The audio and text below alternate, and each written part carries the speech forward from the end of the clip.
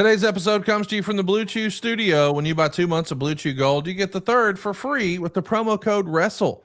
You'll also receive an additional 10% off plus free overnight shipping on your first order at bluechew.com. Welcome to Something to Wrestle With. Something to wrestle with. Bruce Prichard. Well, you know. That's not a rib. No, yeah, but There's no box of gimmicks. rumor and innuendo. I don't deal in rumor and innuendo. And was he there? I was there. Say something about I don't give a shit. Welcome to Something to Wrestle With. Something to wrestle Something with. to wrestle with. Something to wrestle with. Dig it. Bruce Prichard. Hey, it's Conrad the Mortgage Guy, and you're listening to Something to Wrestle with John Layfield. John, how are you, man? Conrad, I'm doing absolutely fantastic. And Bradshaw 316 says, I still stole your fucking podcast. Wow, the language on here today. It's unbelievable. Dang right. Excited to be with you, John. We're throwing the keys to our listeners this week, doing something we like to call Ask JBL Anything. And boy, maybe we took it too far, because I saw some questions that are definitely in the anything category. But if there were questions about WrestleMania, the Las Vegas Stadium Authority has seemingly revealed the answers. WrestleMania 42 this past Saturday, April 18th, drew 47,093 fans.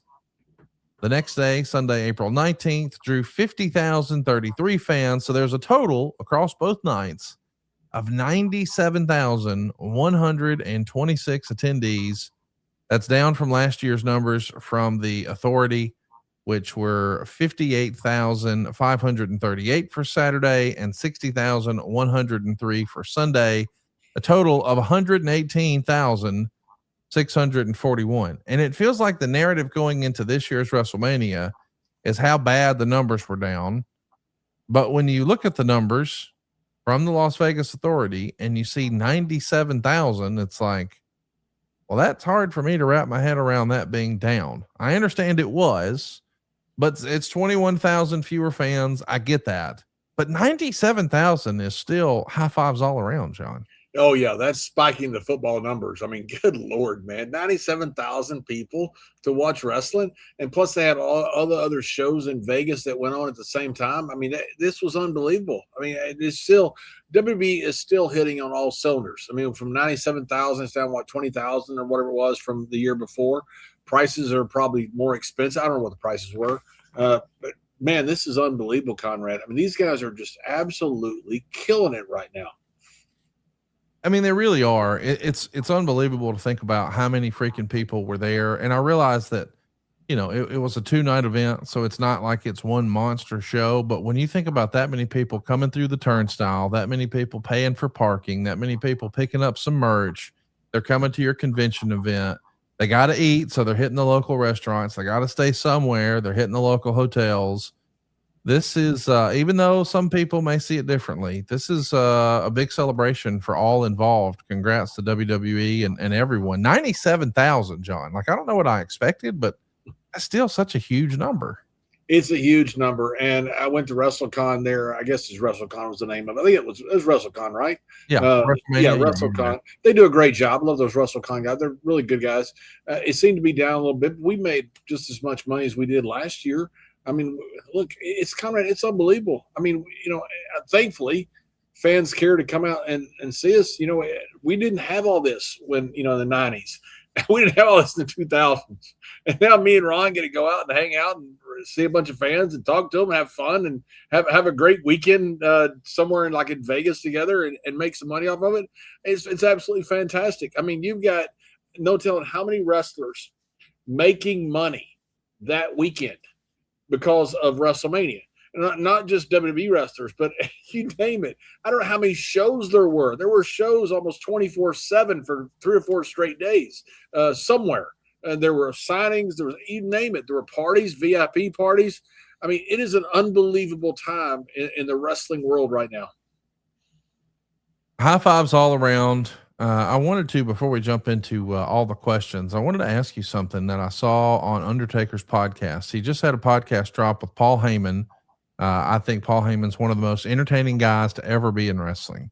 And they finally had an opportunity to talk about the streak ending. And I thought his quote was fantastic. And I wanted to get your take on it. Heyman said, "No one remembers the match. They remember the finish. They remember the crowd reaction. To me, the moment was when the scoreboard changed. The audience knew at that moment, oh my God, this is really happening. Then you feel the rumble in the crowd.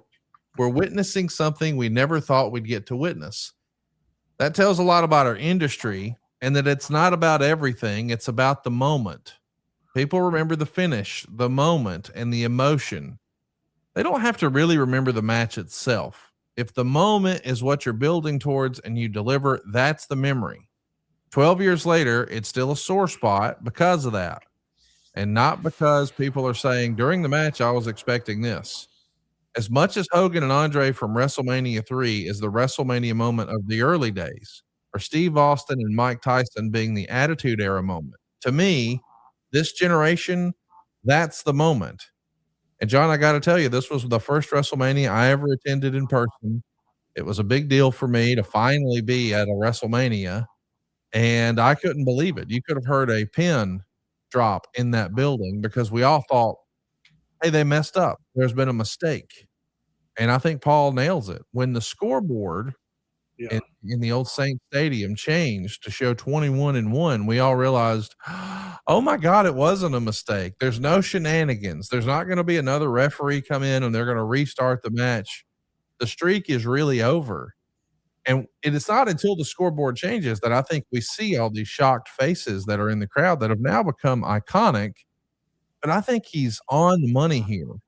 Because if you go back and you take a look at, and I know you have your opinion, we all do, but if you open up the old Observer from 1987, right after WrestleMania 3, I don't remember exactly what Meltzer rated it, but it was negative stars.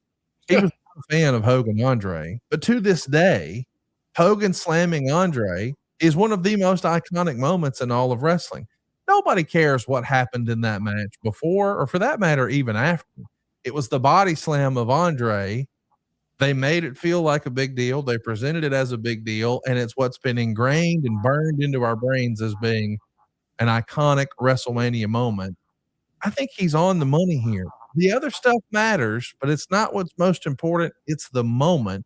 Do you think that WrestleMania moment maybe best defines this more modern era of a WrestleMania moment? I do, and I agree with what he says about the moment. You know, it's so much about people talk about, hey, work rate and all that stuff. I mean, that work rate means absolutely nothing if no one cares.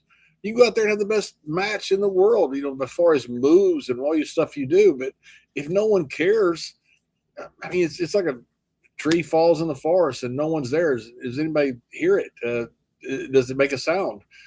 You know, no one. It doesn't matter. No one's there. You know, I remember when hearing Pat talk about Pat Patterson when he was watching. Pat told me the story when he was watching Hogan Andre. I think WrestleMania 6, I think it was. And when Hogan did the job, Pat started crying. And the reason was it was because he understood it was the end of an era. It was the end of a really cool era. You know, where you had WrestleMania 1, where you have these celebrities that are coming in, and Hogan, this emergence of this bigger-than-life superstar. And then you have WrestleMania 3, where he slams the giant 90-something thousand people, you know, something nobody dreamed could happen. And now the territories are starting to go, and now Hogan loses. And it's the end of an era. I remember Pat telling me about it, how he just cried, and because it was the end of an era. And that's how I felt. Because I was calling the match. You know, Michael Cole was saying the streak, and he was going to say continues is what he was going to say, because Michael and I didn't know the finish. You know, a lot of times you want to know the finish when you need to take care of somebody. So somebody's doing the job, you want to take care of them, so you want to build them up, you know, because they're doing they're doing the job. Or if you know somebody's going to win, you can bury them during the match because you know that you're going to you know eat shit at the end because that person is going over. You know, but when you have two big stars, sometimes you don't need to know. And we didn't know. And, you know, if we'd have asked, they probably would have told us, but we didn't need to know. But that reaction by Michael was, he was going to say, and the streak continues. And he goes, and the streak is over. And he just looked at me and goes, what the hell? I go, oh, my God. Unbelievable. And then we got to a point, Conrad, where you need to lay out. You know, when big moments happen, and you've done some commentary, so you know when big moments happen and the crowd is reacting, you want to lay out. You know, like after, do you believe in miracles? You know what it said next? Nothing. Yeah. For a couple of minutes. I mean, nothing. You let the crowd breathe. And at some point, I had a line there. I thought about OK Corral, the gunslinger's leaving, and Michael looked at me. He goes, "Just lay out." And I thought, yeah, you're right. And I thought, damn it, I wanted to put a button on it, you know. And yeah, what a freaking moment. I remember going backstage telling Tank I loved him, what a great thing he did, and it just kind of felt like the end of something. You know, I don't think it was. Well, it may have been, maybe the end of an era. I don't know. But I remember hugging Taker backstage, telling him how proud I was of him, and leaving it. And I remember thinking, God, that kind of sucks.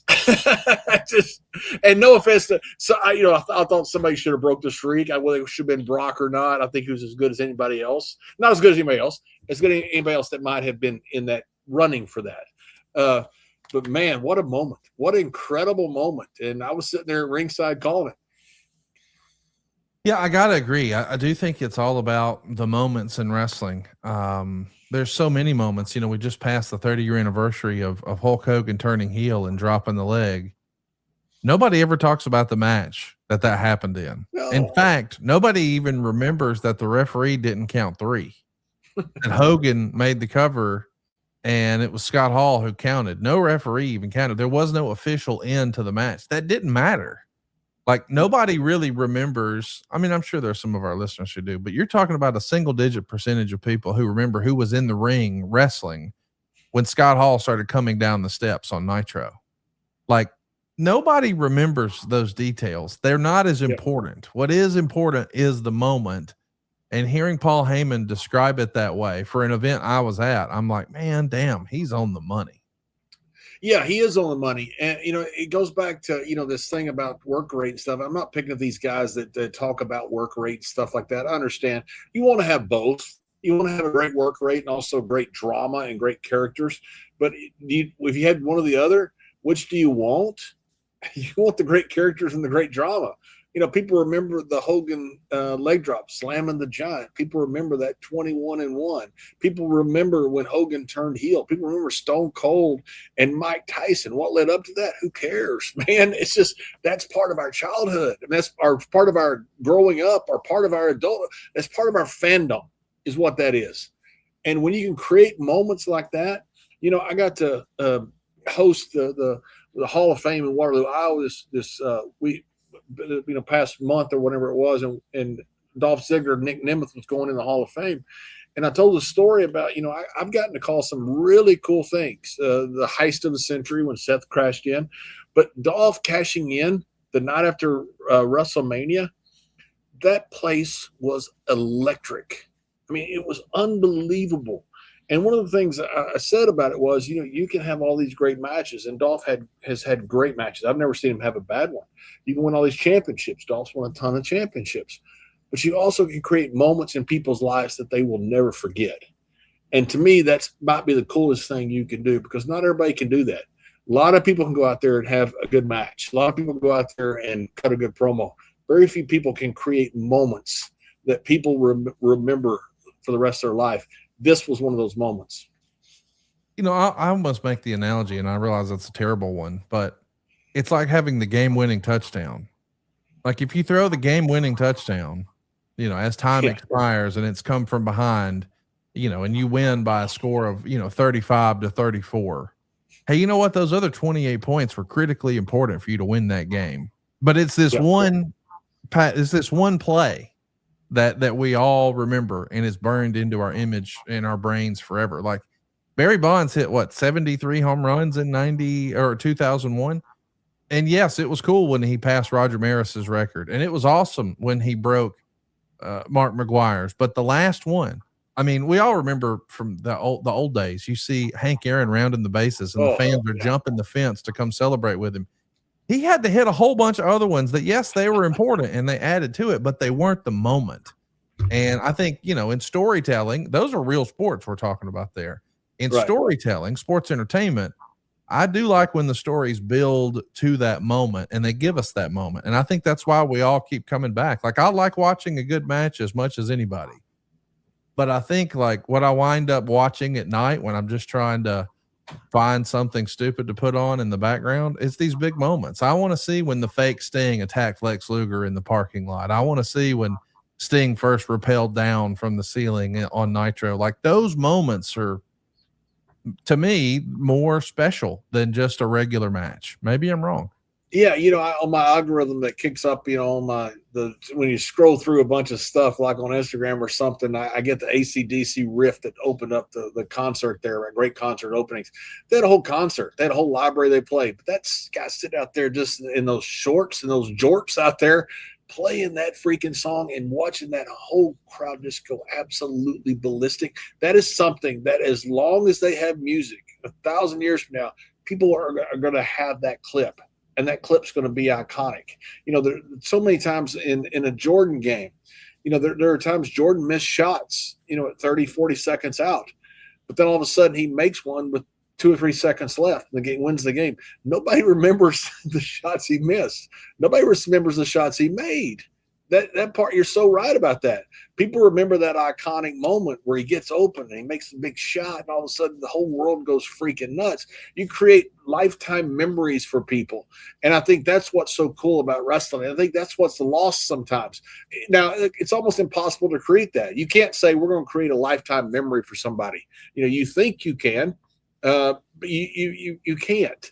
I mean, the Daniel Bryan doing the yes, yes, yes. Man, I remember being in the production meeting that morning, and they were making sure that the camera angles were going to be perfect because they knew 80-something thousand people were going to be chanting this.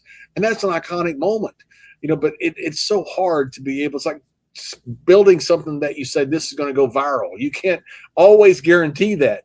You can set the stage for it, but to do that, man, these guys that have been fortunate enough to do that and are good enough to do that, I mean, that's something really special for these guys.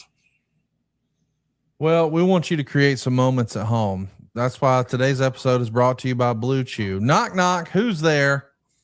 Knock, knock, knock, knock, knock, knock, knock. That's the sound of your bedpost when you use Blue Chew Gold. Blue Chew Gold is better sex than a tablet.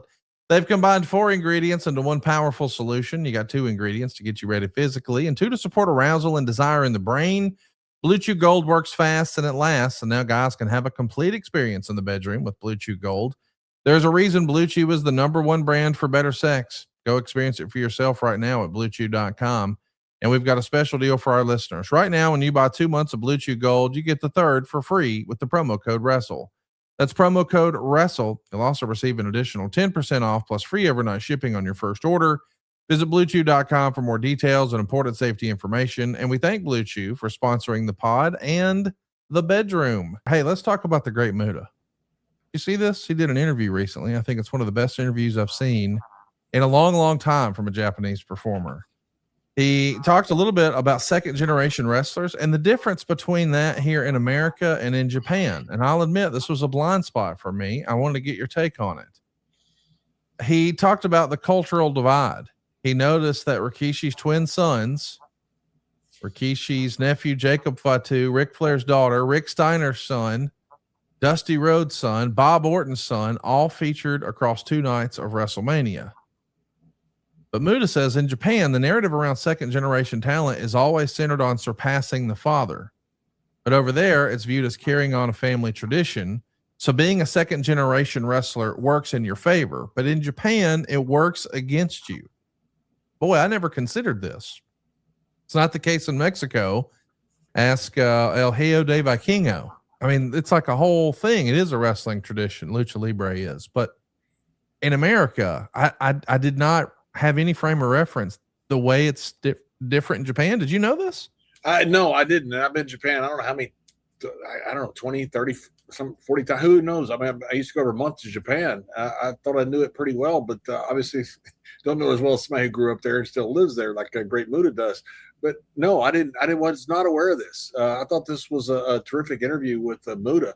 What a star that guy was. I saw him and Tony St. Clair.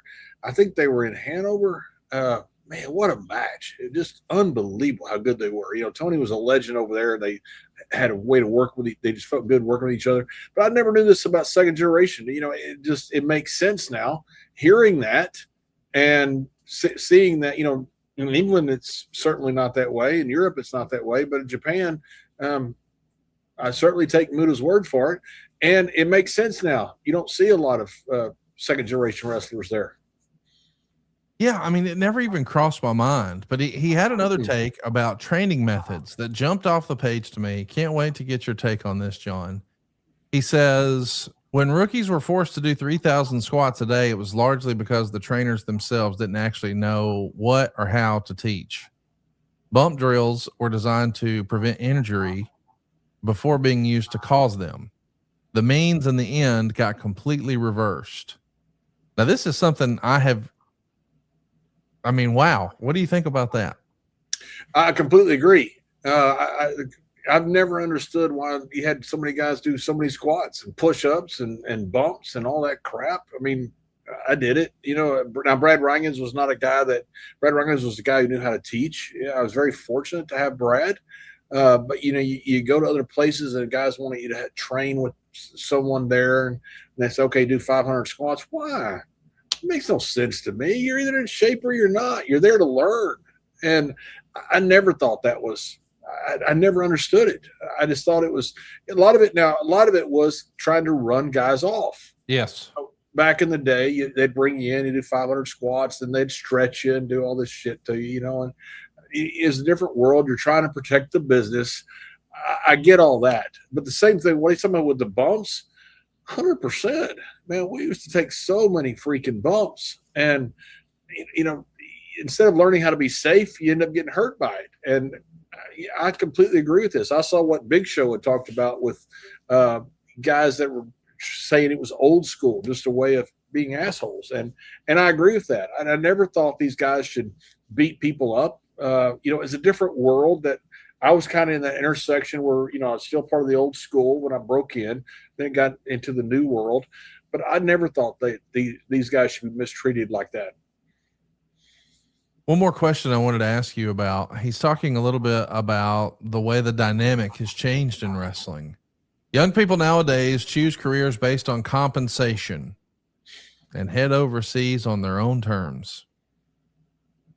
Let them earn well while they are young, and once they build their reputation and skill, they can use their own leverage. In any form of entertainment, you don't draw in a younger audience, your future is grim. So he's certainly advising anybody paying attention in the wrestling space, hey, we got to get more kid focused. We need these kids to grow up as wrestling fans so they can be adult wrestling fans. That's the reason I'm a wrestling fan. I was a fan as a kid. I feel like almost everyone listening to that this podcast would agree with that. But this is the other piece of this, I think, is it even possible? Young people nowadays choose careers based on compensation. Let them earn well while they are young. And once they build their reputation and skill, they can use their own leverage. Like, that sounds nice in theory, but a publicly traded corporation is not going to invest a whole bunch of money in you. And then when you get really good, you use it against them. I know that's the way it winds up, but it does feel like if you're trying to deliver shareholder value, we're going to try to hang on to these assets as long as we can once we've invested in them, right? They should. Yeah, they should. And a lot of it, they've taken a lot of chances on a lot of people. Look, I don't have any problem with the cuts and the releases and the salaries. It's about what you negotiate. But the WWE takes a lot of chances with a lot of people, and they pay people incredibly well to train there. These people that are there training may think they're not getting paid that well. Buddy, listen, what we did as compared to what you do, understand it's apples and oranges. We weren't making enough money to do anything. I was on unemployment for about 6 months when I got done with football. Thank God I'd played pro football, and so the only thing I had to take was a job that was comparable. So I didn't have to go apply for many jobs because the only thing I was eligible to do is play pro football, and I coached 1 year. And so I got like $250 a week or $220 a week or something. That's one of the things I lived on when I trained. Now people say, oh, that's your old school. That's your old ways. No, I get that. I understand all that. And I wouldn't trade what I did for anything. But if I had the choice, of saying, okay, we're going to pay you whatever they pay them down at NXT, 40,000, 80,000, whatever it is. That's a pretty good wage to start out to learn how to train to see if you can make it in this business. And so they spend a lot of money that just goes out the door because the people don't make it. And so I think it makes perfect sense for them to try to lock them in because of the investments they make. I mean, you make 10 people. I don't know what the ratio is. I'd love to see the ratio of how many people don't make it at NXT. I go down there when I go down there and I see these huge classes. Most of those people don't make it. So you spend a lot of money trying to make whatever 30 or 40% that make it, or 20%. I have no idea what that percentage is. So I can see why they try to lock them in for long-term contracts, because they need to make their money back for what all they've invested in. And I think that's fair and just for them to do that. Oh, no, I'm not taking issue with what they're doing. I totally agree with it too. I mean, the reality is, and I see a lot of times, you know, there's independent talent who complain online about the pay scale, about, oh, I'm not being paid enough. And it's like, have you ever taken a look at that from a business side to see, hey, are you paying for yourself? Like from a sales side, if you're not paying for yourself, you don't have a job. Like you have to provide more value than what we're paying you. And if you being here means we break even, well, this is a for-profit business. We don't need you here. We need you to be a net positive. So if you are in one of those training contracts and you're getting paid to train, you have to be honest with yourself and say, how much revenue am I making for this company truly? And when you start delivering more value, that's when you're going to make the big Roman Reigns, CM Punk, Cody Rhodes money, right? Yeah, 100%. And Conrad, that's such a great point. That how much revenue are you bringing in? Yeah. Those young people training down at NXT are bringing zero in.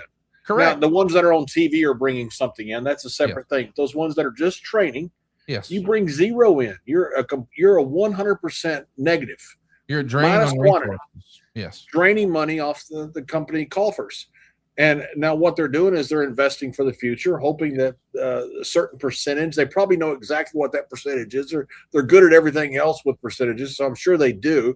I'd love to hear that, what the percentage is out of 100 people, what they expect to make it. I'd love to hear how many people make it, and how that's scaling up or scaling down based on training. I think that'd be very interesting.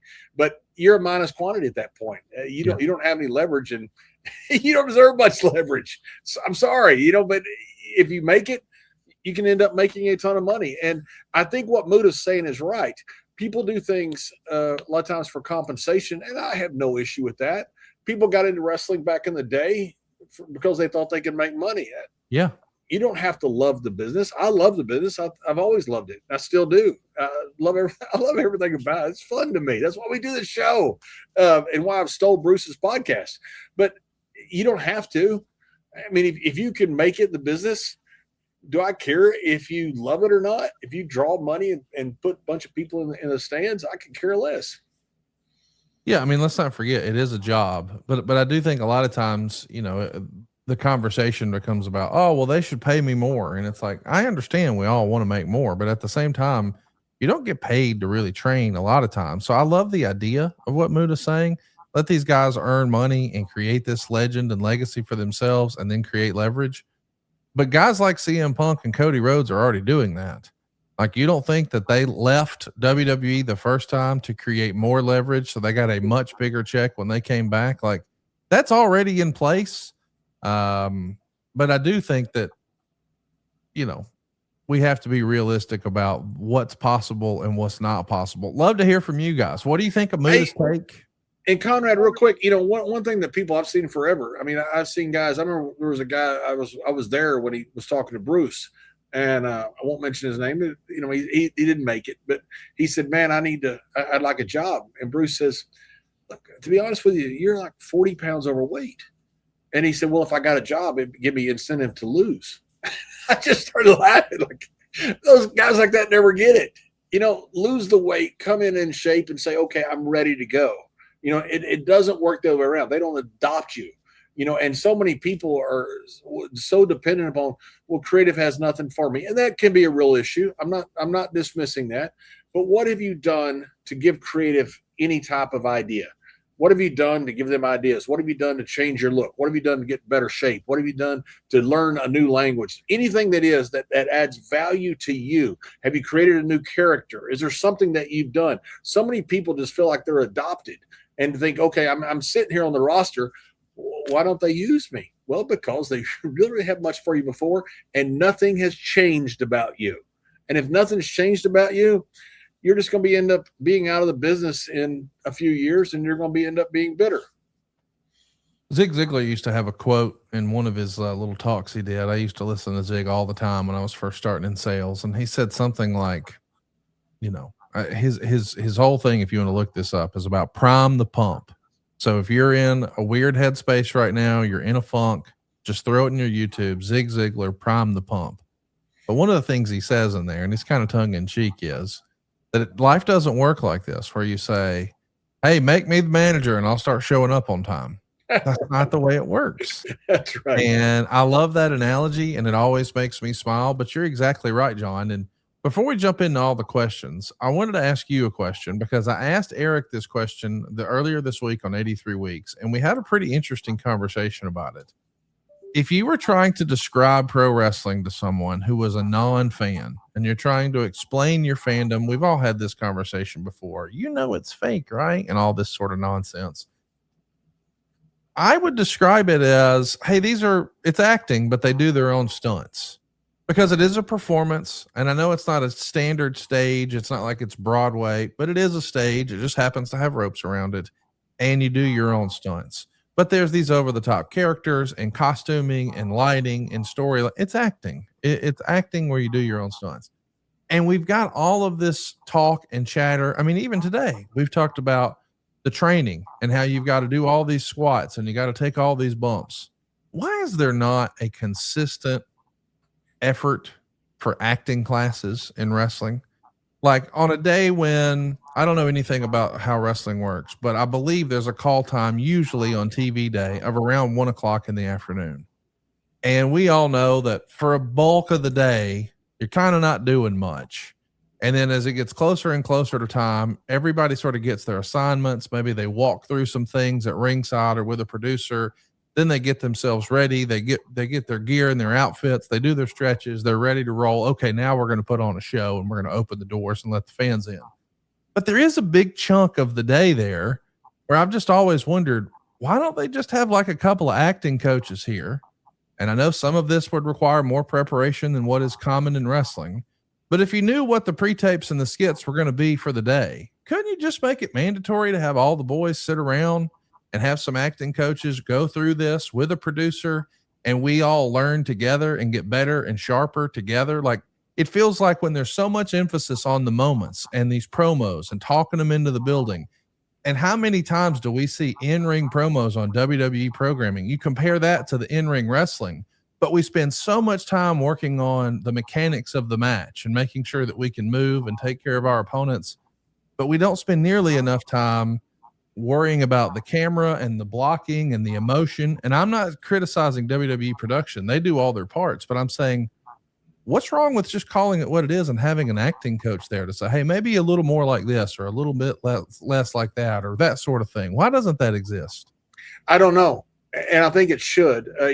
Back in the day, we didn't want to let outsiders into the business. And I don't think we wanted to admit there was as much acting as there was. It's basically the character was an extension of yourself, but George Steele was not an animal who ate turnbuckles. He was a high school coach. That was a really smart guy, by the way.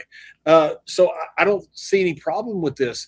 And, you look at what some of these skits are done now, say skits or whatever they call these scenes. Pre-tape. Pre-tapes. They're cringeworthy. Yes. I mean, some of them are freaking horrible. Now, some of them are very good. They've always been like this. Some have always been bad. You look at some of them and they're freaking horrible. People overact, they underact. They don't respond right. I mean, get somebody there that can show people that don't know what they're doing, even the ones that know what they're doing, make them better. A couple things. We're down in Mexico. We're doing the national anthem, and there were some Mexican wrestlers, and brother, they are singing with such passion with that national anthem, and they're throwing their hands and they're singing, their mouths wide open, singing as loud as they can. Now, I don't know if that was just them or if it was them being in character. But I'm sitting there watching this going, this is freaking amazing. There's a guy, Maro Itoje, a wonderful rugby player, plays for England. And when he sings the national anthem, he just sits there and just sings with like the fervor, like this is the greatest song he's ever heard. If you're an English fan, you got to sit there and go, I love that guy. That guy is playing for his country and loves it. Same thing with these Mexican wrestlers that I saw down there, because Americans generally don't sing to the national anthem, which I wish, I think it'd be kind of cool if they did, especially seeing these other countries. But I've seen these they're in big title matches. And these guys will sit there, and those Mexican fans sit there and watch these guys and go like, oh my God, whether that's acting or not, people believe it and people buy into it. And I think if you could give people that through an acting coach or whatever it is, look, it doesn't matter if it's real or if it's acting. If people perceive it to be authentic, that's the main thing. And it doesn't matter otherwise. It's just what the perception is. And so I think it's a great idea to have acting coaches. I think it would help our business significantly. Well, I mean, I know that some guys go take acting classes on their own, but I feel like the idea of, hey, we're going to have everybody, because, I mean, listen, we all know the jokes, and I'm not picking on anybody, but we all know the jokes that, hey, they're going to fly in more wrestlers who are actually going to not even appear on the show because they don't really know exactly what they're doing. So there's always guys who wind up, leaving their house, packing a bag, parking at the airport, checking the bag, unless you're Ben Bishop, and then you don't even carry on your gear. That's another topic. And then you get to the building and you just wait all day, and then you find out, well, they didn't need me, so you head to the hotel and then back to the airport the next day. But if there was an acting class where it's not just the people who are going to be in the pre-tapes, no, we want all hands on deck, and we're all going to learn together and get better together. And I know that it would feel awkward and a little silly, but it's like, hey, if you can't be comfortable doing this in front of 50 people, how can you be comfortable doing this in front of 2 million people or whatever the number is? It just feels like to me, like this is such a no-brainer to have some sort of acting class. If we're going to continue so many backstage segments and so many in-ring promos, why don't we freaking work on it together and get better? We got dead parts during the day. It feels like it's right there, but it doesn't happen. And that's a real head scratcher for me. It is to me too. Back in the day, we used to always say, look, we're not Al Pacino or Marlon Brando or whatever. Choose whatever actor that's a great actor or actress that you want to say. We're not that person. We're not a person who can get into roles. We're not a person so our characters had to be kind of an extension of ourselves, something we understood well. And look at some of these old promos of these guys are good promos anywhere, all the way up to today. It's guys who understand what their character is. Like Dusty Rhodes used to say, you need to know what, for me, for example, what Bradshaw, what was he on his 6th birthday? What do you want to do? What else? 12th birthday, his 18th birthday? What? You got to know this guy's background. You got to be able to feel who Bradshaw is. And that's why so many of the characters that we had that worked were outcroppings of the person themselves. Stone Cold wasn't far away from Steve Austin. The Undertaker pretty much was the dead man. Shawn Michaels, that guy's the Heartbreak Kid. I mean, there's so many things that is just an extension. I think it would help significantly for guys that have to play something that is a big departure, because now you're starting to see characters that sometimes guys get put into that are big departures. That's hard. That's hard for world-class actors to do. And so I think it would help significantly if you brought somebody in and go, here's what you need to do, and watch the clip back and say, here's what you did really well. Here's what you didn't do so well. Here's what you can do to improve on. A lot of guys will watch their interviews and come up to the same conclusions themselves. It would always help to have a coach there to help you along with that, someone that knows what they're doing. It just feels so weird to me that we all understand that promos are such a big part of the business, but we don't really work on making it better. Conrad, when Evel Knievel went over to Wembley and was going to do that big jump over the buses, he had just a few thousand seats sold. He talked them in. It's the old thing in wrestling. You talk them in. He went around the country going, about how great America was, about how he's going to show the English and stuff. He became a heel. And people wanted to see him crash, which he did, but they're probably very happy with. But he talked them in. Michael Hayes could always say, I could talk him in, and he could. I mean, good Lord, man, 21 years old, headlining with Junkyard Dog at the Superdome. But guys could talk people in. It's so important to be able to do that. It's such an big, important part of our business, not just an important part of our business, important part of every business. I mean, you look at what Knievel did back in the 70s with a motorcycle jump.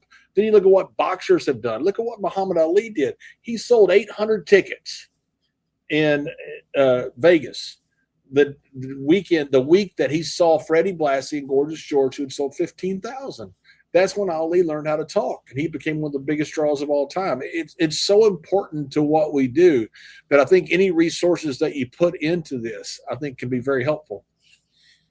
Not saying that this is something that should happen, but hypothetically, if you've got this group of guys and gals who are getting together once or twice a week, whenever they go to TV like this, and for a couple hours they're in acting class, I think you'll start to see, especially if the writers are there and the guys who are doing some of the scripting for them, if they can see this feedback, or it's recorded and they show it in the writer's room, or it's streamed wherever they are. I don't know how the sausage is made, but I'm just saying, I feel like they could level up that piece of their game so much that if a company like Netflix is writing a big check, you want to talk about big cameo appearances now. The entire WWE roster could start infiltrating Netflix, and nobody's really doing it right now. But when Amazon throws their hat in the game, I mean, Amazon has got it dialed in. And the knock for so long about wrestling fans, in particular on television, is, well, the perception is that it's lowbrow. The perception is that it's low economics. And you can't get the BMW sponsors or the Rolex sponsors. You're not going to get those. And I understand that. But I do believe that there is a new approach coming to the way people are doing advertising. Right now, if you buy on a traditional television network, if you're buying an ad on USA Network, well, hey, everybody who's watching USA will see it. That's more what we would call a shotgun approach in advertising and marketing. But if you really want to get granular with it and get down to the rifle approach, I know for sure, and some of you are going to laugh, but if I wanted to sell something to JBL, I'm going to show him stuff about collectible coins. I'm going to show him stuff about sports betting. I'm going to show him stuff about Five Guys. Like, if you've been listening to this show long enough, you know some of his personal interests and hobbies. Now imagine if every commercial he saw was something he was kind of already interested in. Now you're talking about the most targeted type of advertising there is. Like, how many times do we all see an ad where it's like the same one and we're like, oh, I hate this ad. And it's not for us. It's for some new drug. It's a car warranty thing. It's something we're not in control of or interested in. That's the reason the ads annoy us with WWE, is because we're not interested in it. But if it was something that we were interested in, and perhaps the ad was performed by an actor who happens to work for WWE and do his own stunts, I just feel like it's a no-brainer, dude. Like, as AI changes the way advertising happens and it can get more granular and it feels like it's for me, and anybody who's got an iPhone knows what I'm talking about. You'll just talk about something on that damn phone, and then the next time you're scrolling, it's like, wait a minute, why are all these under-counter ice makers showing up in my feed? I didn't Google that. Well, we all know why that is. But if we can get granular like that, I think this could be bonanzas for Amazon in particular. But I'm sure there's other examples. But I just think that there's a lot of opportunity to getting the roster coached up from an acting standpoint. Yeah, I completely agree. And what you're talking about with the advertising, like Facebook is making a ton of money right now because of AI. And how AI is helping is it's getting the right sponsors in front of the right people. Yes. It's all about putting me with Five Guys advertisement and what I want. And, you put something else on there, I'm just not interested. But that's what AI is doing. That's what AI is changing everything. And when you talk about a rifle approach, man, we used to look at these Nielsen ratings. We had no idea if they were that accurate or not. Sometimes I think they were. Sometimes I think they weren't. They were guesses, about what people were watching television. Then you had to go on the basis of somebody filling out a survey to what they watched. They want to extrapolate that through some type of algebraic equation. That means that 80% of the country was doing this. We don't know if that was right or not. I mean, that was so freaking archaic, but that was the best we had at the time. Advertiser rates were based on this. All type programs were renewed based on this. Now you can know exactly with Amazon, Netflix, and all these different streaming services, down to a person, who's watching, what county they're watching from, what town they're watching from. It is insane. Now, does anybody have time to figure this out? No. AI does. And that's exactly where AI is going to step in. I mean, this whole world is going to change, and it's going to change. The only thing that's going to stay constant, Conrad, is content. Content always is going to be king. Now, how it gets monetized, that's going to change significantly. Yeah, I mean, I feel like the future of what it called wrestling advertisements and the way to monetize wrestling. The easiest thing to sell to wrestling fans is more wrestling. If your ads were catered around your wrestling tastes and likes and dislikes, and if it's attached to another shopping app like Amazon, they'll see your purchase history and just know exactly what you've searched for, what you've looked for, what you've added to your cart, what you abandoned. I think that AI is going to totally change all of this, but it does feel like if we're going to have effective commercials, well, we might need some acting. Why not coach up our roster of actors who do their own stunts? Hey, speaking of stunts, they pulled a big stunt 25 years ago. They totally changed the look and sound of SmackDown. You may recall this is when they started The Beautiful People. I think it was maybe it wasn't. Maybe it was a Marilyn Manson one back in 2001. Heavy metal, and it got a whole overview, like the whole graphics package, the set, everything changed. But what everybody remembers most about this era was the giant fist. And this has become an iconic piece of the Attitude Era, specifically that 2001 era, because it does feel like there was a time when SmackDown was certainly the number 2 show. And then maybe that went back and forth at different times, like when it was on Fox. But it felt like SmackDown had its own identity in a major way with the fist. And I don't know why all these years later, fans still remember the fist so fondly. I know it's Ben Brown has it in the WWE archives. It's in the warehouse. Just an iconic piece of wrestling history. What do you remember about the SmackDown fist as it turns 25 years old this week? I remember when it came out, we thought it was cool. You know, a lot of times they tried a lot of different stuff. You know, the scratch logo, came about because of a meeting, and it was so many things that we tried, and a lot didn't work. But the fist, you just felt like it was pretty cool, and that something like this was going to work. And as soon as you saw the power around it, you realize that's pretty freaking cool. I remember it being something that we thought these guys hit a home run with this one.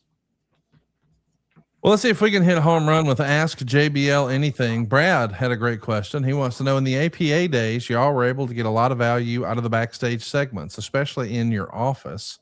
Nothing against either of y'all's in-ring work, but y'all were gold at that poker table. Comparing that to 2026's Danhausen segments, how big was Batista's dick? This is the greatest question ever because it gets asked all the freaking time. How did this ever come about? This question about Batista's personal, private parts. You gonna answer or not? Not with that voice, I'm not. You should answer it. How did this come about? I've always wondered how this thing ever came about. All right, any idea the origins of this question? Fella who lives in Indiana. I won't say his last name. First name may or may not be Mikey. May or may not have once upon a time promoted some independent wrestling shows.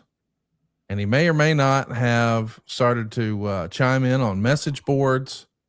And then our pal Sean Oliver, who does a fabulous podcast with Kevin Nash, click this. He did a series of DVD productions, and they were phenomenal. Kayfabe Commentaries was the name of the company.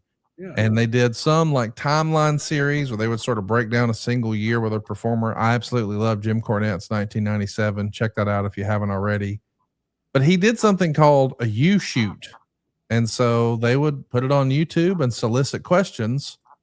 And our friend of the show, Mikey, he would do a question just like that, where it starts down one direction and then takes a hard left or right, and boom, how big's Batista's dick? And it has become one of the great mysteries of wrestling over the last 15 years, John. So we're going to go to a one shot. I want you to look right down the barrel of the camera, and as best you can recall, you can show us visually. You can tell us about it if you want to. I have no idea.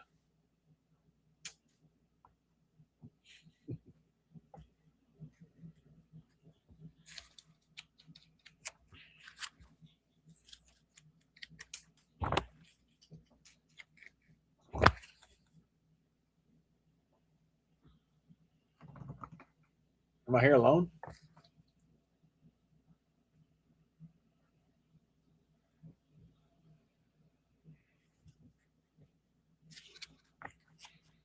What happened, everybody?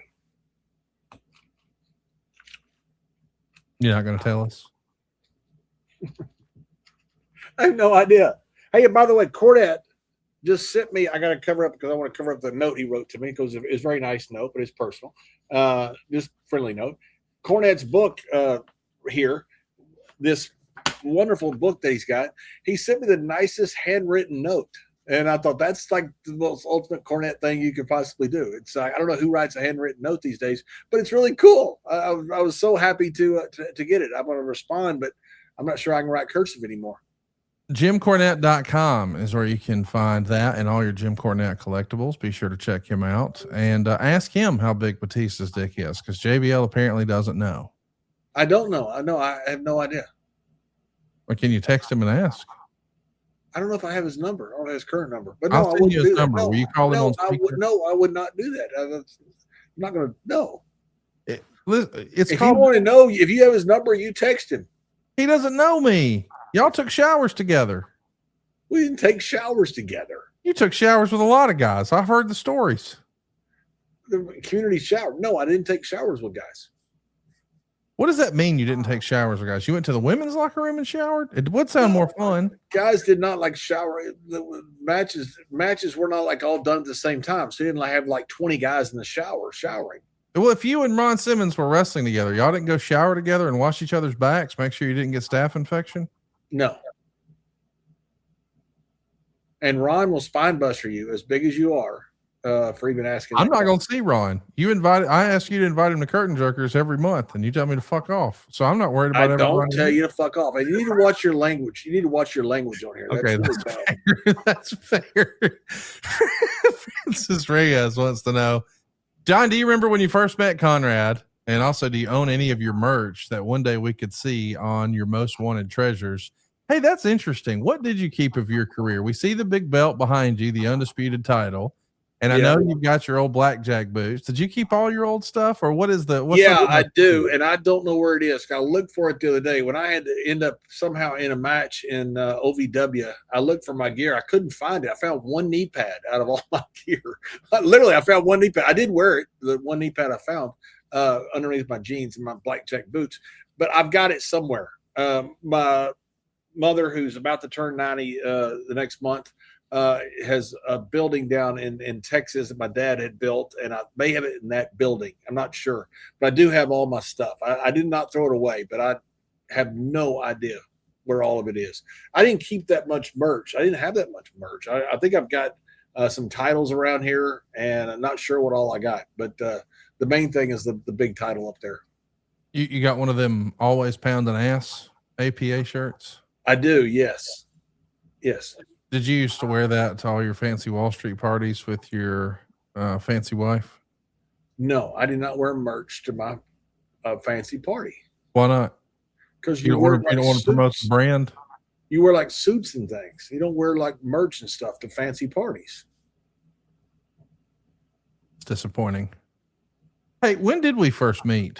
Was that a WrestleMania that we were hanging out with Bruce? I don't know. I'm starting to regret it after this last line of questioning. I don't know when we met first. Probably when you were WrestleMania and like at the hotel bar. And because I remember you and I talking, and that's when you revealed, and I don't know that we've talked about this before on the show, but I asked, and I was like, hey, was there a clothesline from hell for guys you liked? And then a different one for guys you didn't like? Now that I'm wondering, did we meet at the hotel lobby of the at WrestleMania or lobby bar, or was it the showers? I can't remember. Chat me up. You have a lot of interest in these showers. Well, no, I'm really just trying to get to the bar. Our first question was how big is Batista's dick, and you didn't answer. Our second question is, I have no idea. You first met Conrad, and you don't remember that either. So I don't remember, but you don't either. Well, I just said it was. I mean, I just named exactly where it was. We were in a hotel. What WrestleMania? Orlando, 2017. 2017. Yeah. We weren't in Orlando. Were we in Orlando in 2017? Yeah. Boy, this is great audio. Let's talk about Swerve's question. He wants to know, how was WWF New York when you would do the Q&As back in 2000? I didn't know they did Q&As. Do you remember going to WWF New York? Yeah, I remember going very well. We had a blast. That was a freaking party. That restaurant was a lot of fun. I mean, a lot of fun. I think they made huge mistakes at that restaurant. I think they should have had Andre's boots there. I think they should have had a lot of merch there from the old days. That place was so awesome. That's where the Hard Rock Cafe, I believe, is now. It's a huge place there in Times Square. But, Vince wanted to push all the new stuff. I just thought that was a mistake. I thought they should have had Bruno stuff. I thought they should have Pedro Morales stuff. I thought they should have Backlund stuff. I thought the Hogan stuff. They should have so much stuff there like a museum. Vince didn't see it that way. But the reason it folded was because the manager allegedly was stealing money, and Vince just got fed up with it and canceled the whole project. But man, that place was awesome. Food was great. It was a lot of fun to go to those places. We had so much fun going to the restaurant. Aaron has a fun question for you.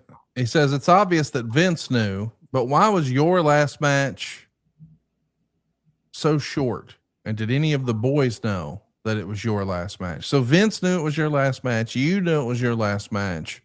Did anybody else know? And why was it so short? Of course, he's talking about your match with Rey Mysterio. Yeah, I assume that Ray knew as well. I think he knew. I chose Ray because I chose Ray. That was a definitive choice that I made because of my love for both Ray and for Eddie. And I couldn't do much more. My back was hurt, and that's about all I could do was get in the ring, get out. I couldn't hardly work out. I couldn't do much. My back was really bothering me, and it was time to get out of the ring. I just was hoping to make it to Texas because that was a big deal to me. I believe that's the weekend that the Von Erichs went in the Hall of Fame. That was really cool for me, growing up watching the Von Erichs, watching them go in the Hall of Fame, and then going out there and wrestle my last match in Texas. That was really important to me. And I remember driving home afterwards. I didn't stay for the rest of the show. I was kind of depressed. I didn't want to retire. I retired because I had to, not because I was choosing to. And I remember sitting there before I left. It was Shawn and Taker in the ring. And I remember sitting there just watching, thinking, I've just watched the best match I've ever seen. It's a good time to go home. And I remember how proud I was to see that match. And Vince came out and hugged me and told me thank you. And, it was Vince wanted me to have the promo at the end. Vince wanted me not to say anything, just say I quit. And, that was his idea. And I had no issue with that. He came out and told me thank you. And I hugged him and got in my car and went home. I'm going to ask a super personal question here. What was going on with your back? Did you have a slip disc? Did you have compression? Did you have some sort of stenosis? Has that gotten better? What changed with your back? Or stenosis. It was all stenosis in the back. I just couldn't do anything. I couldn't hardly get up and down, off the floor. I couldn't hardly move. I couldn't train very well. I was having problems with my neck as well. I broke my neck in a match in London, and it was just not recovering very well. And so I had the problem up high, and that was I couldn't lift weights because of the pressure. Too much weights. I couldn't lift weights because of the pressure on the upper part of the lower neck, and then the lower back. I just couldn't do anything. I couldn't do squats. I couldn't run. I couldn't hardly do anything. I was just a mess. And it's gotten a lot better over time. I've done a lot of therapy for it. I don't know if any of that worked. People give it a lot of credit for a lot of the therapy I did, which some of it was experimental, and it may have worked. I have no idea. I think time off worked. I kind of got lucky because of the fact that I had to retire so quick. I didn't wrestle another 10 years, which I would have done. I would have loved to wrestle another 5-10 years. I loved it. I loved being in the ring. It was a lot of fun to me, but it was just the stenosis in the lower back and where I broke my neck. I broke my back. Actually, it was the base of the neck, but it was actually the upper back that I broke. I wanted to ask you specifically about, there's been some advances in the way they're doing these fusion surgeries and things like that. And I don't know that you've kept up with Will Ospreay, but he had that surgery done a year ago, and now he's back wrestling again. Recently saw a clip of him basically saying that 10 years ago that he has stenosis, that would have meant probably the end of his career. And if you think back, when Sting left WWE after the Buckle Bomb, from Seth Rollins, it was said, hey, he had stenosis. He's not going to wrestle again. Obviously, I'm not a doctor, but obviously there's been some sort of advancement in technology there that no longer dictates or mandates that, hey, that is the end of your in-ring career like it did in your era. Is that still a possibility for you? Some sort of new type procedure? Or at this point, are you like, hey, you know what? Thanks, but no thanks. I'm pretty good without it. No, I actually think I feel pretty healthy now. I had some health issues this year. Probably too much information. I went to the hospital with an elbow infection, and I've had a lower back problem that was not related to wrestling. Something else I got where I thought I was going to have to walk with a cane for a while. I hadn't been able to work out for months, and so I don't think a surgery now would make me any better. I think I'm okay. I really do. As much as that crazy as that is, I've just told you about all the health problems I've had this year, but all of them seem like from silos, one-off events, not based upon a lifetime of beating up my body, which it may have been from that. I don't think it was. It was something different. But yeah, I feel pretty good now. I mean, I've when I was training, and getting ready to do something in the ring last year, I felt great, man. I was running sprints. I was doing squats. I was lifting weights. I felt pretty good. So I think now, I don't know if surgery would be something. I might get in the ring and I've taken a couple bumps, nothing significant. And if I got in the ring and started bumping, it may come right back. I have no idea, but I have a feeling. I think that I'm pretty healthy right now.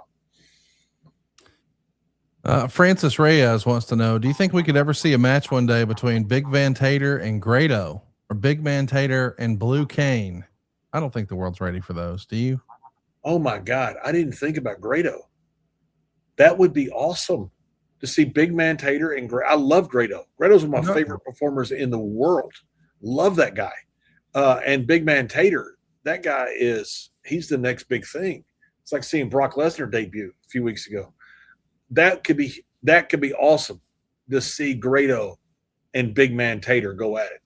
By the way, if you're in Glasgow next week, want to put a bug in your ear, Double J, and believe it or not, Grado are going to be there. doublejlive.com. Tickets on sale now.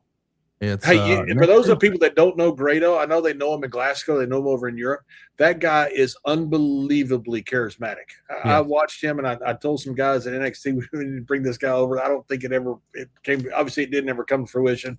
I don't know whatever happened with it, but man, that guy is awesome. I remember being at one of the shows over there for what's the big show that they, for the love of wrestling, and they had the wrestling event. And Grado comes out, and I'd never seen him work. He took a crowd that was dead. They were all up singing and dancing and laughing. And that guy is freaking awesome. If you get a chance to see Grado, you've got to go do it. High Noon Raccoon wants to know, ask him who his favorite guy was to Potato. My money's on Shane Helms, but I need confirmation.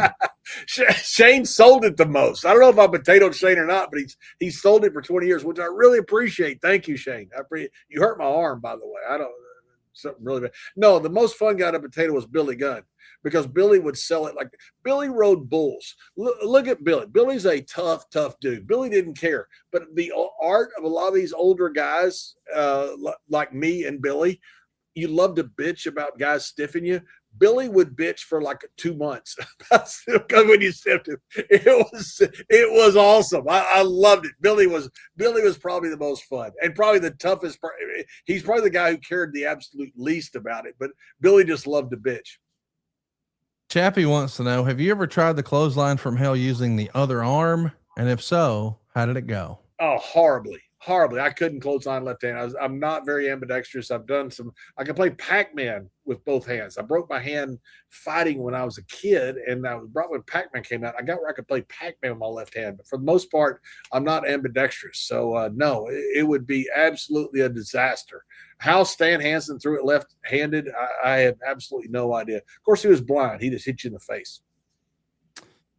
Rainmaker Collectibles, he's asking the hard-hitting questions everybody wants to know. John, did you ever shit your pants in a match and not Never. in a Five Guys? No. Now, what about Five Guys?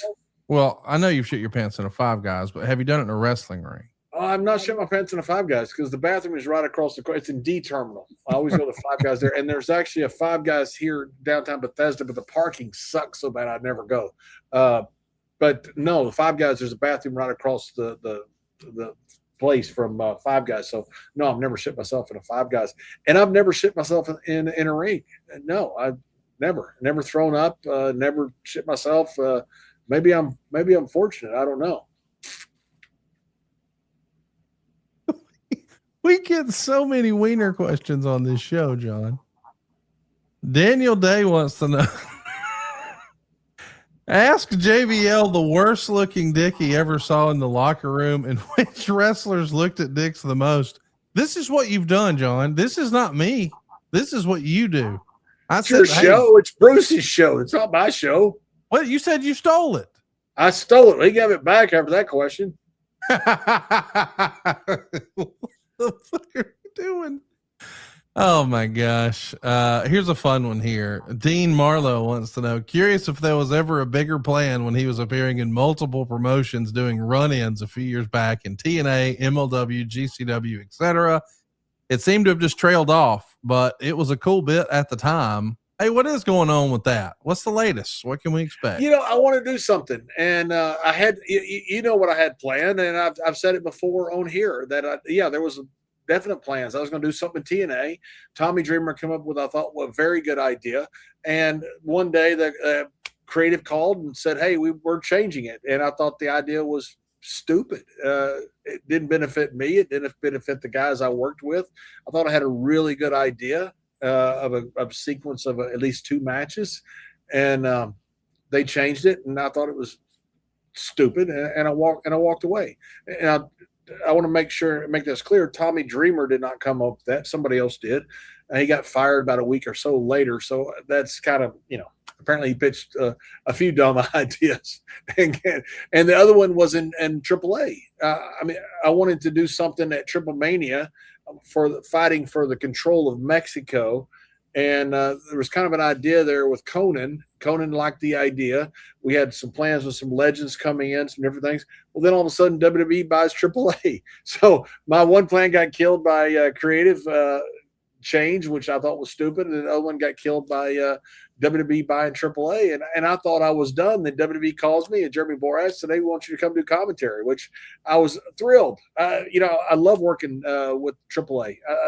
I've always loved going down to Mexico from when I started in the early 90s, which I was fortunate to be able to go down there, work for Elizondo in northern Mexico and work with a bunch of great stars. And I love going down there now. So I never saw that coming. But that's what killed both those two, at least those two ideas. And I was going to do something else from that. And this year I've just had bad luck. I've just had, like I say, I've had a couple of hospital stays from just a couple of crazy injuries I've had. Geraldo wants to know what's one gimmick that John would have loved to have tried and what's the gimmick he would have left behind to do it. So that's interesting. So you're going to trade an idea, a concept, a character that you performed, that you did. This was your baby. And you're going to let that go in exchange for blank concept. Was there an idea out there where you thought, hey, that guy did a good job at that, but I would have had fun doing that character? The one thing I'd have done now, the one gimmick I would have traded, which I'm the most embarrassed about, is Death Mask in Japan when they had me as a fake Undertaker. That was one of the most embarrassing things I ever did in my life. They brought me in. I thought they got this big new deal to go work for Tenryu, and they brought me in as a fake Undertaker, which I didn't know they were doing, and I needed the job, and I did it. And oh my God, I hated every second of that. I thought it was horrible, horrible idea. They promised me that if I come over there and do that, then they would bring me back in the John Hawk character, which was my character at the time, the cowboy character. So that's why I did it. But, I had agreed to come over there, and then all of a sudden they tell me I'm in this horrible ass gimmick. And God, man, I hated every second of that. And still do. Still say everything. So I'd trade that for anything, basically. The one thing I want to be a part of, Conrad, I've always wanted to be a part of, was West Texas Rednecks. And sing Rap is Crap with Wyndham and Duncombe and all the guys. And Kurt and all that. God almighty. That was the greatest gimmick ever. When I saw that, I thought, oh my God, I'd go to WCW right now to be the 5th West Texas Redneck if they would take me. Michael Double M wants to know, are there any stories John can tell us about where Vince or anyone in particular tried to make the Undertaker break character that wasn't shown on screen? I feel like this became a running gag where lots of guys would try to break the Undertaker and get him to break character. maybe not necessarily while the cameras are rolling. Maybe it's a dark match. Maybe it's a live event or a house show, an international tour. You got any fun? Let's see if we can break Taker stories you can share. No, not any specific stories, but I got a ton of stories. I mean, because Conrad, what happened was at the end of every TV, you'd always end the TV on the hottest show, especially when you have a 2 or 3 hour show. So you always end it with your hot match. So to keep the crowd there, they would bill Undertaker in a dark match at the end of the TV, after the TV went off the air. So people would wait to see the Undertaker in case they hadn't seen him on television, or if they did, they want to see him in the match. Well, a lot of times during 04 and 05, I was the guy that had to go out there in the dark match. Well, dark match didn't really matter. Just entertain the people, end up taking a tombstone at the end or choke slam, whatever Taker wants to do. And so I would get the microphone and just try to be entertaining. But it became 100% rib on Undertaker. I would get guys all during the day. Now I'm talking about TV guys. Kevin Dunn, Vince, they called me in. Need to talk to you. Yeah. Tell Taker this. It was like the whole show was trying to get Taker to bust at the end of the TV show. I get calls, I get texts from guys. Hey, try this, try this, try this. And so this was not only a running gag, this was a consistent every single week gag of me trying to get Taker. The one time that I kind of half got him where he smirked, and I saw some clip the other day about guys who come close to busting Taker. They didn't have me in it. Brother, anybody who was there will tell you that I came closer to anybody. I got him smirking, and if I hadn't popped myself and made myself laugh, I'd have had him. I'd have had him. I had him hook, line, and sinker. I just didn't set the freaking hook to do it. But and he said the same thing. It was a running company-wide rib to try to get Taker to break. That's when he came up with like the Spinner Rooney, which is not during mine, but during something different. Spinner Rooney and all the different stuff, Kurt kissing Taker, all the different stuff. Guys were always trying to get Taker to break. It was like the Holy Grail. Man, tough question here from Dr. Derek, but he asks every time we do and ask anybody anything. So I'm going to ask. He says, I've asked this before, several different podcasts, but never receive an answer. Who would have had a better career had they not passed away so early? Brian Pillman or Owen Hart? Now, wow, that's obviously subjective because now we're saying one guy would have been better than the other. It's going to be difficult for you to give an answer without making you sound like an asshole. So we're going to try not to do that. We're going to instead go with just your personal opinion. Who would have had a more entertaining upside? Obviously both of these guys would have been, because if those guys were with us today, they would be working behind the scenes in pro wrestling. They would be cleaning up on the convention circuit. They'd probably both have hugely successful podcasts, two of the more beloved guys in the history of wrestling. But based on where they were at the time and where the industry was at the time, who do you think had a bigger upside? Yeah, and I want to clarify this. What I'm saying is one guy is great, one guy might be greater. You're not saying one guy sucks by saying one guy could be better. You're saying one guy might be greater, because I think both would be great. I think both would be they may both be in the Hall of Fame. I don't know, but they should be if they're not. You got two Hall of Fame guys, and you're talking about extending their life, which I wish we would have, because they're both wonderful human beings. This is tough. Pillman had range. Pillman had real range. That's that crazy gimmick he was doing, that loose cannon that he was doing was fantastic. Owen Hart may have a little more range, actually. Maybe. I mean, that's tough because Pillman was so freaking good. Owen could do comedy, obviously, very, very well. Maybe what he enjoyed probably the most. But he could also be a very serious heel. Owen could wrestle. So could Pillman. I'd love to see both of them. But if there's a choice between the two, I think one that might nose out the other one, as far as being greater to great, might be Owen.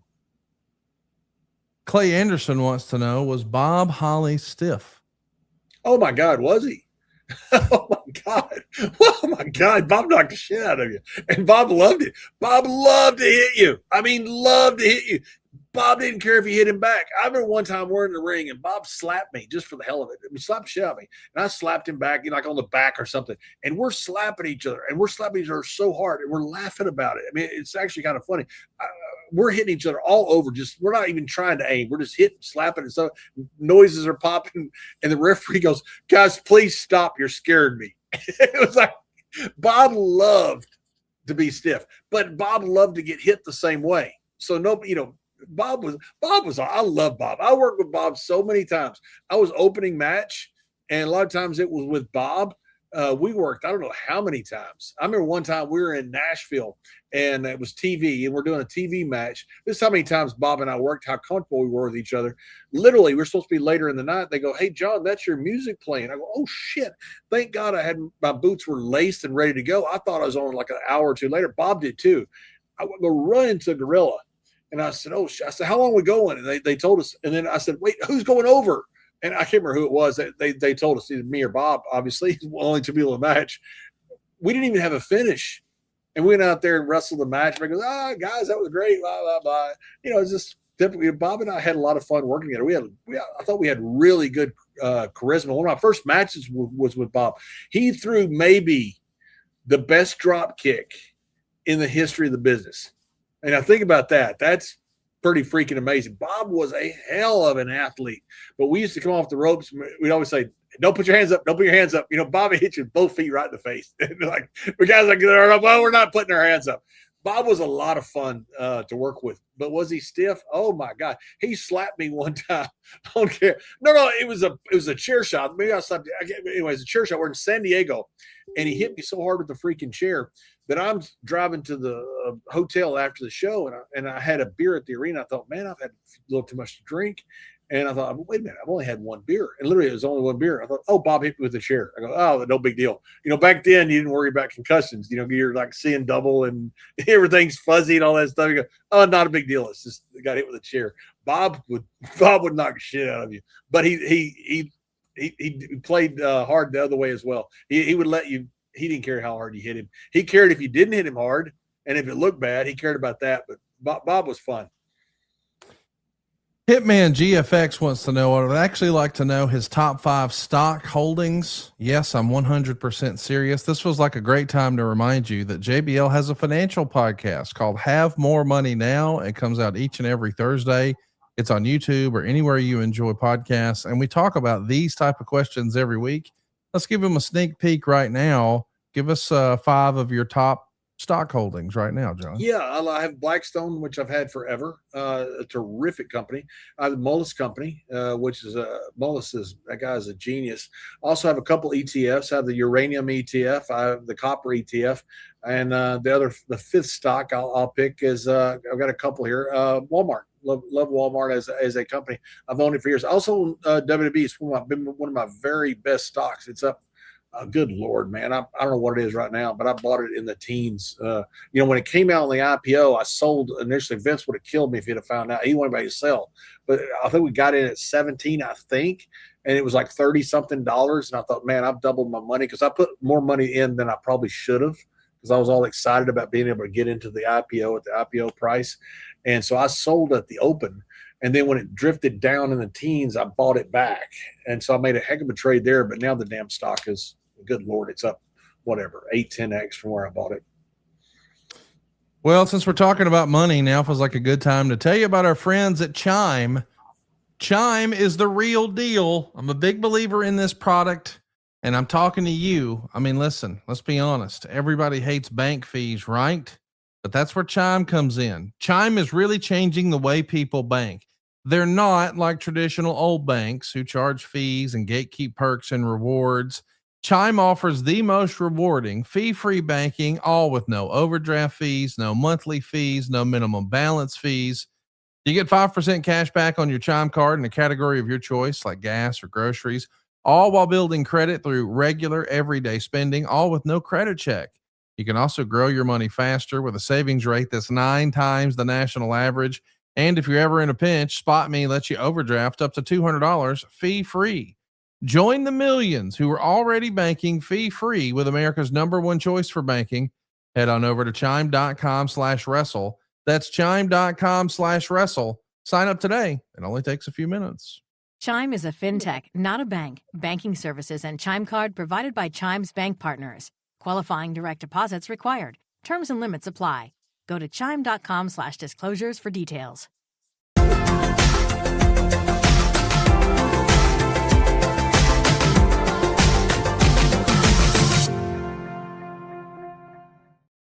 All right, John, it's time for your favorite segment here on the show. We call it Wrestle. Think of it as like Antique Roadshow for wrestling.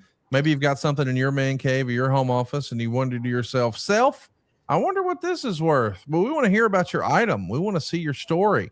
Email us your pictures and your story to wrestleworth@gmail.com.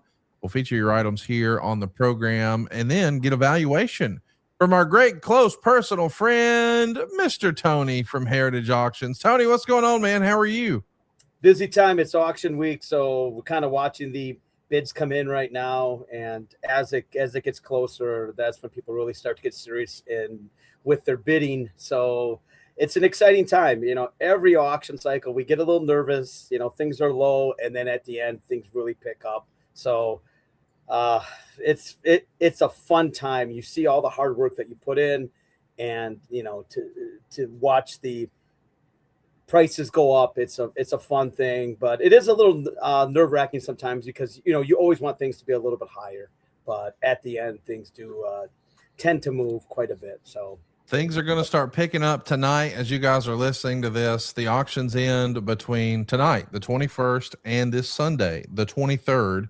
You want to go ahead and register right now before it's too late. The way to do that is to cruise on over to ha.com. What you're looking for specifically is the Summer Platinum Night Sports Auction, and you can even sort by category. And if you do that, John, and you pull up wrestling, there's 52 different wrestling items that are featured here, and you've seen some really cool bids come in already. So far, I can't believe this is the number, but on this auction alone, John, they've already passed $34 million. What wrestling items are jumping off the page at you right now? Yeah, there's a couple. The Roddy Piper jacket, it had good action the whole way through, but right now it's at 26,000, which is an amazing number on that. And at this rate, I think it could go for 40, 50,000 the way that it's going right now, because there is quite a bit of time left in it. And there's a lot of action, a lot of interest. There's not a ton of paper stuff out there. And I think this jacket, because it's matched so many different events, I think that might be the reason why it's at the number that it's at. But that one surprises me a little bit because, I think we have a 30,000 estimate. And to be at 26,000 at this point, which is still kind of an early stage, it's astounding to me. Something else that is on my radar, Randy Orton trunks right now are at $10,000. These were in the collector market years ago, and they're popping back up now because of this new resurgence. Randy Orton, one of the all-time greats, certainly one of JBL's favorite wrestlers. It's photo matched against so many big moments and big matches, going back to what a lot of people would consider like peak Randy Orton, that 2009, 2010 era. These are at 10 grand right now. Is that right? These are at 10,000. And when you take a really close look at them, great wear to them. I mean, some of the threads are popping a little bit. But I think the thing that really helps sell these, there's a photo of him holding these exact trunks up. Yes. And anytime you've got that, it really gives it that extra layer of collectability and authentication. He signed them as well on the back. But I think the thing that when I saw these for the first time, which really stood out to me, the use on these is incredible. And these weren't just worn for 2 matches. These were probably worn for months on end. And you're right, kind of during the peak of his career, which is still going on right now. And I think a lot of people are starting to get, some of these Mount Rushmore type wrestlers and looking to acquire their material. I know there's a couple guys. I was at Fanatics Fest and I met a guy who was a big John Cena fan, probably the biggest John Cena collector there is. And he's got so much of his stuff. And I think people, they're going to gravitate toward those really big names. And Orton is still viable. He's still wrestling. He's still, he's still going for more titles. So people are really looking to, I think, acquire his material, just as one of those guys that's kind of in the twilight of his career, but he is still going strong. Hey, but Tony, what is he? Is he at 14 or 15 right now? World Championships. Yeah, that's right. I think it's about 14. Yeah. Yeah. So he's only 3 away Mhm. from Cena. Randy could make it, man. I know you mentioned trial of his career. That the age, back, just 20 years ago, what Randy is now would be considered old. Now it's not considered old anymore. He's in better shape now than he was back in 2008. I mean, he looks freaking amazing, and I think that may be one of the reasons that these trunks are so valuable. Randy could end up besting John Cena's record, or tying that record, or certainly getting close. I mean, another championship or two, which I certainly think that he'll have. I mean, this is a really big deal, and we got a guy that, I mean, it's hard to believe that after all these years and all these matches, that Randy now looks better than he's ever looked, and probably wrestling better than he's ever looked. That's amazing. And another thing about him is, like, he never wore robes. He was, he basically wore trunks, and that's about it. So it's not like, with like Ric Flair and Macho Man and some of those guys where there's robes and there's shirts and that kind of thing. He's kind of a guy that wore trunks, and that's it. So there's not a lot of variety of his stuff out there. And again, when you've got the photo of him, you got the autograph like that, that helps a great deal. And you're right. I mean, he looks phenomenal right now, and he can still do it all, which, I think people are starting to realize that there's not a lot of his stuff out there. And when you see something of this quality, you want to jump on it. You don't want to wait, because so many times you let something go and then all of a sudden you'll never see it again. A lot of these items, they're going to be tucked away in somebody's collection and never to be seen again, or so that's what makes it kind of important to bid on this, and bid soon. Don't get left out. Don't wait till 10:30, because you have to make your bid by 10 o'clock the night of the auction. So but yeah, very important trunks from Orton's career. Lots of really cool stuff in this auction. One thing I've got my eye on for sure is the old NWA United States title, famously destroyed by Nikita Koloff. It was split in half. I couldn't believe when we were able to find it and feature it on this program. And I think it's a steal right now, John. I'm watching this one. The bid is only at $10,500. And if you'll recall, before this was even live, I told Tony when they had the reserve originally, I think at either 40 or 60,000, I said, I'll make a full price offer. I'm going to be watching this one this weekend. Go join in all the fun right now. Sign up and register at ha.com. And we've got something really, really cool to share with you next week. Something Stone Cold related that I want to kick off the program with next week, because you're going to be on the hunt. If somebody has an item, it's too late for them to get it listed and in the auction this weekend. When is your next sort of wrestling relevant auction for Heritage Auctions going to happen, Tony? So we're going to have an October catalog sale, but I can promise you our December catalog sale, we are working on some collections right now that are pretty impressive. One of them's north of the border that we're just securing. We're going to get it. We have to get it shipped down here, but there's a lot going on. October, we're going to have a great sampling of wrestling memorabilia, and December as well. So, it's just growing and growing and growing as the time has passed. And it's amazing to see what this has transformed into. Tony, have you got the WCCW skirt up for this one, or is this? Oh my God! I got to tell you, I opened that box yesterday, and I got chills when I opened up that box. The amount of wear is on the side of it, and some of the rust. It's amazing, and it shows wear, but it doesn't show too much wear. It's the perfect amount, and I can't wait to have this in auction, because again, because I had to open up the box myself, I had to see it. I wanted to open it up, and just the wear is ideal on that piece. I can't wait till everybody gets to see it up in auction.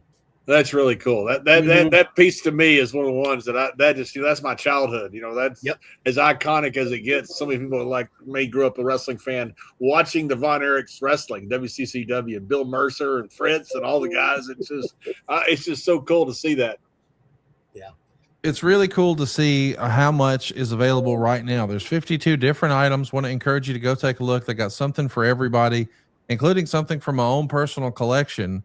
It's a piece of the Nature Boys robe And you may be familiar with this. Ric Flair robes are selling for 6 figures. And if that's been out of reach for you, well, you can have one of the most important pieces of one of his most beautiful robes ever. I think the auction right now is only at $4,000.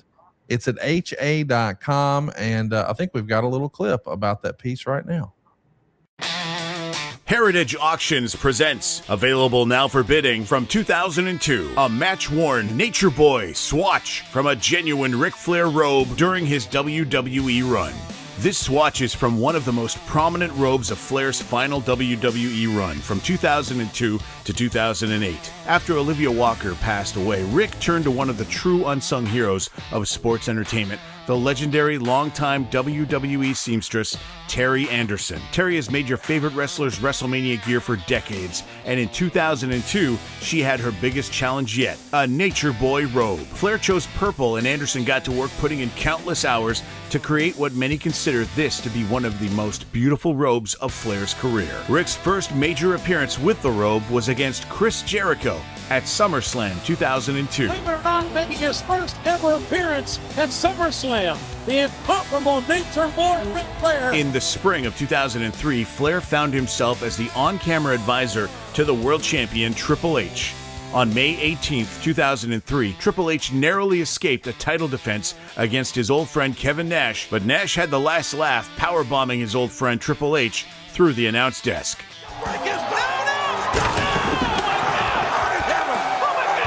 The next night, the general manager of Raw, Stone Cold Steve Austin, demanded that Triple H wrestle and defend his title, but he allowed Triple H to handpick his opponent as long as it was a former world champion. Triple H thought he had outsmarted Austin and selected his on-air advisor, Ric Flair. Matter of fact, I'll wrestle the greatest former world heavyweight champion of all time. I'll wrestle my good buddy, Ric Flair. What the hell? There was only one problem. Ric Flair wanted to be champion for the 17th time, and finally this was his shot. The entire story dominated Raw number 521 on May 19th, 2003 from Greenville, South Carolina. Flair would confront Triple H backstage donning this robe and deliver what many consider to be one of Flair's last truly great promos of his WWE career. And you know what? Tonight, I get my chance, and I know you got a bad back. I know you got a killer match last night. I had 1,000 matches like that, and I never, ever said I can't wrestle. We would later see Flair primping himself in this robe in the mirror in the locker room. Woo!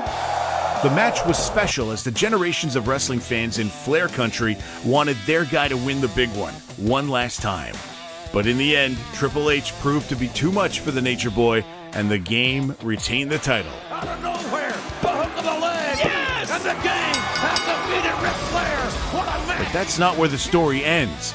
The WWE, specifically Triple H and Vince McMahon, wanted to honor Rick in the most special way possible, a show of respect from the locker room.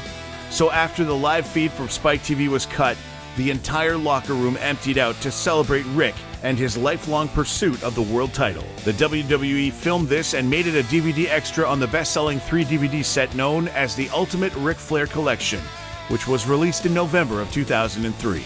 This iconic purple robe was also later featured in the trailer for Rick's ESPN 30 for 30 from 2017. The robe also holds a special place in the hearts of gamers. In 2019, WWE partnered with 2K to create a limited-run collector's edition of WWE 2K19. These included exclusive physical memorabilia, including a piece of this iconic purple robe, allowing fans around the globe the opportunity to own a real piece of wrestling history and what many consider the most sought-after collectible in the wrestling space. A piece of Ric Flair's robe. This collectible contains an actual piece of robe that has been worn by WWE legend Ric Flair. And it's got the photo and the piece of the robe. And now Heritage Auctions has the Nature Boy swatch from this iconic robe available for bidding. For more information and to place your bid, visit ha.com. So there it is, Tony. Another piece of Nature Boy history. Not a lot of these. I mean, we haven't seen a Ric Flair robe go through auction in quite a while. Clearly, they would all be in the 6 figures at this point. This is a really affordable way and a convenient way to get in the Nature Boy game, to have a piece of his robe, and then display it, because that was always the challenge. Like, once you have this thing, unless you want to commit to, I'm going to have a mannequin hung in my office somewhere or in the corner of a room somewhere and scare the little kids when the lights are off, this is probably the next best way to do it. What do you expect to see this weekend with the Nature Boy robe? The thing I like about this piece is it's the best part of the robe by far. So you're getting the best part of the robe, and it's a smaller swatch of it, which is kind of nice. So you can have it on your wall, and it's not going to take up too much space. I could see this thing in that $8,000 to $10,000 range, just because again, it's Flair. Not a lot of people can afford that six-figure, that $150,000 robe now. This is a great opportunity to have a quality piece of his memorabilia at a fraction of the cost of having the whole robe. And again, you're getting the best part of the robe. We'll have a link in the description for today's episode where you can take a look at all the items and, of course, the Ric Flair robe. Tony, thanks for all the time. I can't wait for us to share what you told me you had coming for next week, something Stone Cold related. Stay tuned. We'll talk about it on WrestleWorth next week, but this weekend is the action. Go get registered today and keep a monitor on it. It's going to end over the weekend. It's ha.com. Thanks for all the time, Tony. Thanks, guys. Have a good weekend. Thanks, Tony. Thanks. I want to give a special shout out to our friends over at Ridge as well. And John, I know that you're a Ridge user. I'm a Ridge user. I've got mine on my phone right now. I've had it forever. And what I love about this phone case is I keep everything I need right here. I've got my business card, my personal card, my ID, bam. I'm not losing that thing. It's fantastic. I love Ridge. And what I love most of all is they're a company who stands behind their products. I don't mind sharing. It wasn't that long ago. My wallet wasn't working the way it used to. I simply sent an email to customer service, and within 3 days, I had a brand new replacement in the mail. That's the type of company I want to do business with. When they say this is the last wallet you'll ever buy, they mean it. But they're back right now with their legendary sweepstakes for the 6th year, and it's bigger than ever. It started on July 24th, and it's running through September 8th. Here's what's going on. Tony Hawk is the official spokesperson this year, so you know it's insane. How insane is it? Well, 2 winners will get to choose between a Lamborghini Huracan Storado, a Ford Hennessy Velociraptor, a souped-up Ford Bronco, or $100,000 in cash. Now, if you're not familiar, the Huracan Storado, they only made 1,500 of those, and this doesn't feel like these are real words, but it's Lamborghini's first ever off-road supercar. We're talking a naturally aspirated V10 with 610 horsepower, but you can take it off-road? A Lamborghini? Are you kidding? And how about that Hennessy Velociraptor? It's got 558 horsepower twin turbo. It's like an American muscle car, but put into an all-terrain truck. The custom-built Bronco is also coated in scratch-resistant Kevlar armor. It's riding high on these massive 37-inch off-road tires. And the best part is you can enter completely free at ridge.com. There's no reason not to enter, so why not take your shot? And if you really want to boost your chances, you can earn additional entries by picking up Ridge gear during the sweepstakes. Whether it's a power bank, a wallet, luggage, or something else you've had your eye on, you'll earn extra entries with your purchase. Ridge's power banks are tremendous, by the way. They're built for modern life. You got Lightning, USB-C, wireless charging, built-in cables, MagSafe compatibility, and you can even do up to 3 full phone charges, all with the one power bank. But the Ridge 2.0, it's their most refined wallet yet. It's 10% lighter, it's more modular, and it's designed to pair perfectly with the new Tracker card. If you missed this, I want you to know the Tracker card actually works with Apple Find My. So you can track your wallet, ring it when it's nearby, and then get alerts if it ever moves out of range. No matter what you pick, Ridge has free shipping, a 99-day risk-free trial, and over 100,000 5-star reviews. If you're ready to upgrade your wallet and maybe your ride, for a limited time, head on over to ridge.com and use that code WRESTLE. You'll get 10% off your order and a chance to win Ridge's biggest sweepstakes ever. A Lamborghini Huracan Storado, a Hennessy Velociraptor, a Ford Bronco, or $100,000 in cash. No purchase necessary to enter, but every dollar you spend gets you more interest. That's ridge.com. Use the code WRESTLE. And after you purchase, they're going to ask you where you heard about them. Please support our show and tell them we sent you. All right, John, I'm fired up about the Ridge sweepstakes, but I can't lie. I'm pretty fired up about all things Big Man Tater. You know, we just passed National Potato Day. It was this past Wednesday, and I know that BMT was celebrating, but we actually recently sat down with another Hall of Famer, not just yourself and BMT, who's no doubt a future Hall of Famer, the one and only Gangrel. I mean, do you want to talk about one of the coolest guys around, fanging and banging? How fun was it catching up with Gangrel? I love Gangrel. Always have. We had so many great times in our history together, and we wrestled a ton against each other. It was great to see Gangrel. Always good to see him. Ladies and gentlemen, buckle up. You never know what's going to happen on Curtain Jerkers.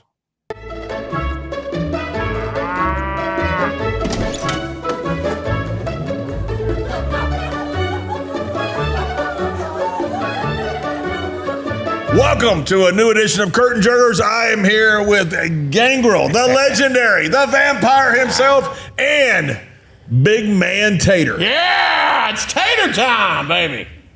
What the fuck? I'm one of the boys now. He got gear. He did get gear.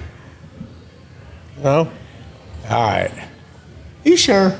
No. All right, let's wait till afterwards. You endorse this guy? Not well. Yeah. I'm not sure. All right. He did get gear. He's Big Man Tater. It's time. It's tater time. It's tater time. Amen. Amen. He's got lifts in his flip flops. Ever since I've been Vader running to school, my wife told me I can't use the hard R anymore. But she said, just say bless his heart. And I found out when I tell the students that in Nashville, they'd rather me use the hard R. Like, no, coach. Yeah. It's the old Southern expression. Bless his heart. Bless his heart. Poor guy. I've surprisingly heard that a few times. You look. What do I think? What do I look? You look. Do I look like Vader? Great. You don't smell like Vader. No, you don't. You don't. Not as strong. I need to get lathered up a little bit. You smell more like a corn dog. I wouldn't say a tater tot, but more like a corn chip or something. Oh, okay. Corn chip, Jones. So we not only have Big Man Tater here, we got Jamie Dundee here too. Oh, that's a bad man. You think? He is a bad man. What in the world happened with Jamie Dundee and your dog? What? Oh, you hadn't heard the story? No. Jamie Dundee was telling us this story. It is.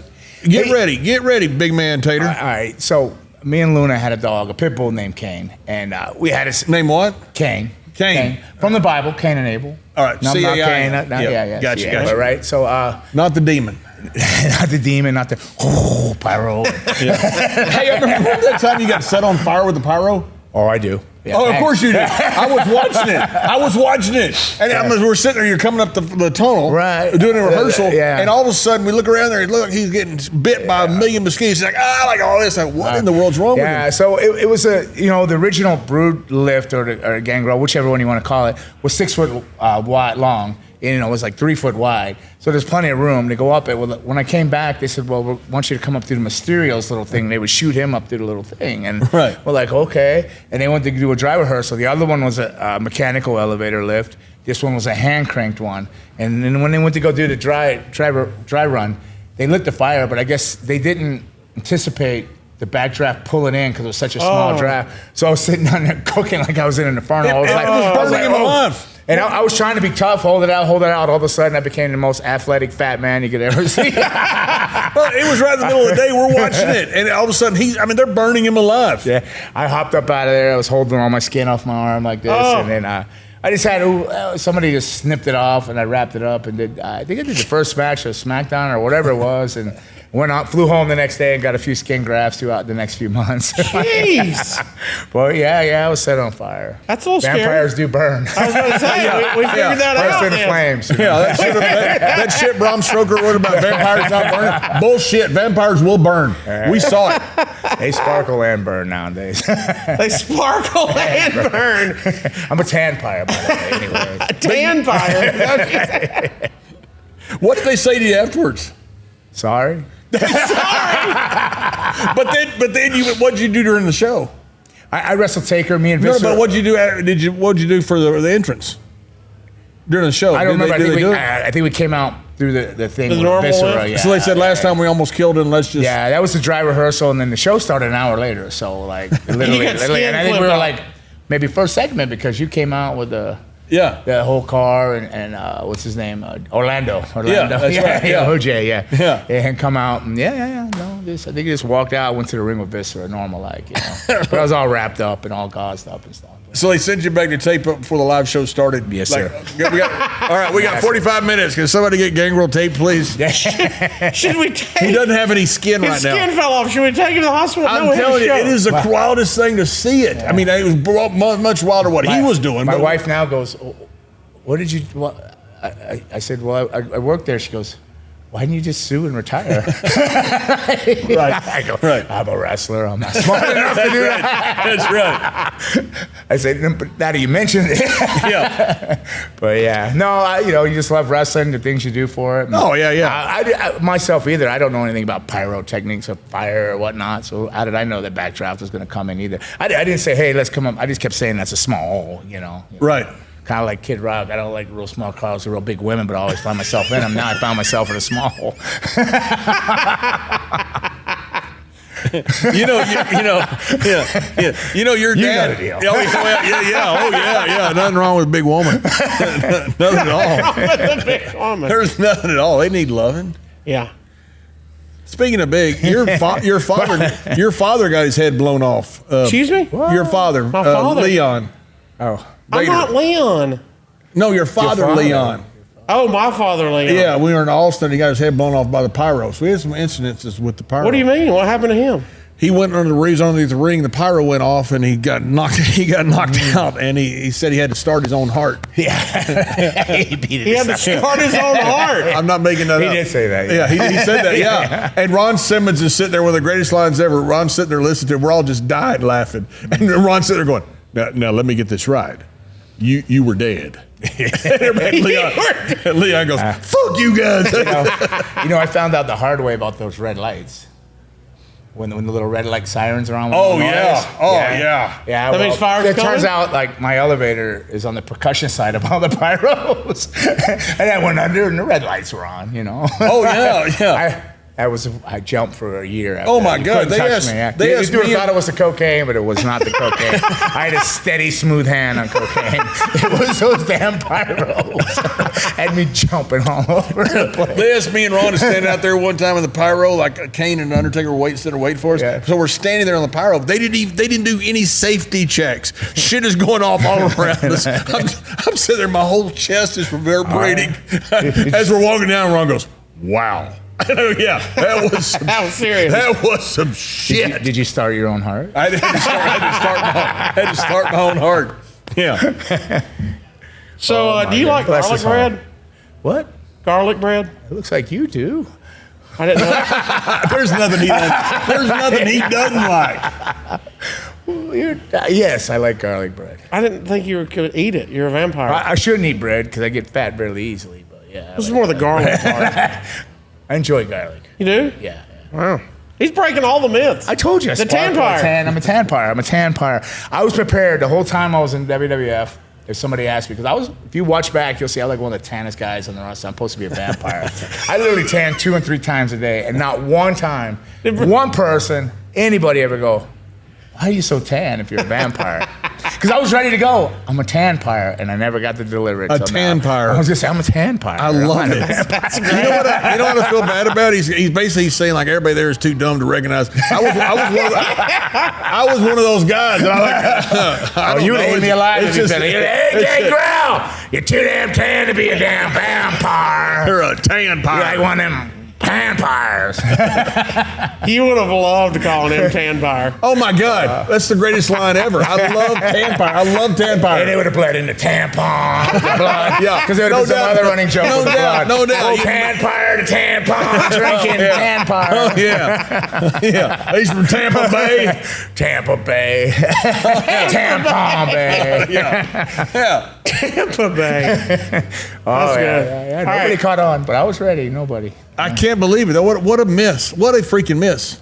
It's like throwing frisbees to guys sitting down. We just over our heads. That or we were all either on drugs or drunk. Better than hitting you in the face like they did me. yeah, that's true. One time we hung you. Luna was waiting for us.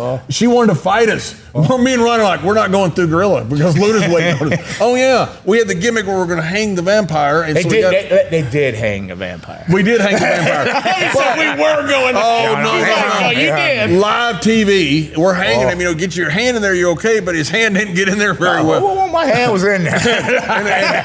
Still wasn't okay. And he is dying on air. I mean, literally, we're hanging him on air, and we don't know, but fucking Luna's waiting for us in the back. Oh man, I said goodbye to my family and everything. I said, God, let them know I was a shitty father, but I loved them. You know, I said it all. It was all fading away. Really? And it was old Midian was the one to pick me up. Midian. I was like, damn you! The only thing Midian never's ever done. The only cool thing I could have did was die on TV. You bastard! You stole that from me. You had to go lose 3 toes and steal that from me too. You stole my moment of dying on television. No, but they said the rope. Richie Magic said, "Hey man, this rope's brand new. You gotta be careful." He suggested they use a used rope, and they were like, "No, we'll be all right. Just get your hand in there." Well, I got it in there, but it was like, oh yeah, and we're killing him on live. We're killing him on live TV. Yeah. And we're like, can we go to commercial pretty quick before he dies? Oh, yeah. Did they have to keep Luna from you when you got back? Oh my God, yeah. She's waiting for me and Ron in the back. She's gonna jump both of us. It's funny. She got fined and I got a bonus, so it balanced out.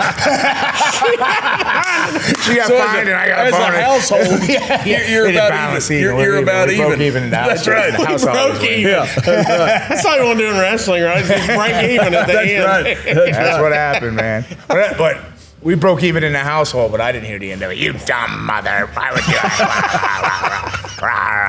And then we're walking through there. Me and Ron are like begging off of Luna. Oh, Miss Luna, we didn't try to hurt him. We're like, I'll kill both of you. We know you will, and we're scared of you. I don't know. There's something wrong with him. She knew right away. Because she saw that old 8-ball come out. The belly go, turn blue. She's like, oh, some bitch. You think she would have cheered and said, finally, I get rid of this bastard. But I guess she had feelings for me. She said, bless his heart. Bless his heart. Bless his heart. That's it. You know, my grandfather used to say, there's no stress like money stress, son. Well, are you feeling that right now? Let me help. You've got a friend in the mortgage business in me, and I've helped families just like yours save hundreds of dollars a month. Seriously, we've helped listeners to this podcast save up to $800 a month. At SaveWithConrad.com, we routinely help our podcast listeners consolidate all of their high interest rate credit cards into just one much lower monthly payment. Would you like to lower your monthly payments? Wouldn't it be nice to skip your next 2 house payments? Are you finally ready for some breathing room and peace of mind? Start saving money today with your friend in the mortgage business, me, at SaveWithConrad.com. You don't need perfect credit. You don't need money out of your pocket. And if we can't help you save some cash, we won't waste your time. You see, at SaveWithConrad.com, we don't say no. We say not yet, but here's how. We want to be your mortgage advisor for life. So find out how easy it is to finally get rid of your credit card debt once and for all, get a much lower monthly payment, and even skip your next 2 house payments. Let's find out how much money you can save for free at SaveWithConrad.com. NMLS number 1281698 and 203902. Equal housing lender. SaveWithConrad.com. Bless his heart. Bless his heart. Hey, I was there. I saw her in Dallas when she beat up Sonny. Oh, in the box. Oh, in the box. I watched the whole thing. Yeah, she grabs Sonny. She throws me like these black TV boxes backstage. You know, open up, had all kinds of gear and them stuff. One was open. She throws Sonny into this TV box, jumps on top of her, hooks her like that, and just starts popping her. I'm like, holy shit! I mean, this woman needs to be in the UFC now, in the men's division. She calls me up. I just want you to know, I didn't hit her in the face. I would never hit her in the face. I'm like, hit who? She goes, you don't know yet. I go, what would you? Never mind. And she hangs up. I don't hear from her for 3 days. Oh, yeah, I watched the whole thing. Animal breaks it up. She turns around and she jack slaps Animal. Oh, my God. Yeah, you could hear it all over the freaking reunion arena in Dallas. I mean, pow! I'm like, Wow. Did you get a bonus? Did she get fined? Yeah. You didn't break even on that I one? probably got fired. I wasn't even working there yet, I don't think. I don't even know. I was probably just doing enhancements and stuff like that. So you're the bravest man alive. You live with Luna. No, got the most blessed hearts alive. I'm so blessed right now. My heart, His heart is so my heart is so full of blessings right now. Bless his heart. I would rather they use the hard R on me too, you dumbass. 75% of wrestlers, I don't even know them no more. It's crazy.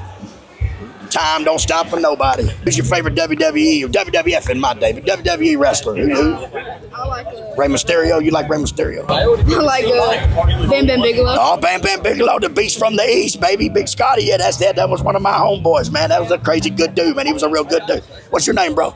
Jackson. Jackson Jamie Dundee, man. Nice to meet you, bro. All right, I'm going to get in this Rumble tonight, man. I'm going to holler when I see you. I'm going to say, what's up, Jackson? Hello, Zach. I'm Jamie Dundee. Nice to meet you, man. I'm representing Ring Classics tonight, man. We're going to make you famous right there. Say, hey, everybody. Hey, everybody. Zach. Yeah. Who's your favorite wrestler?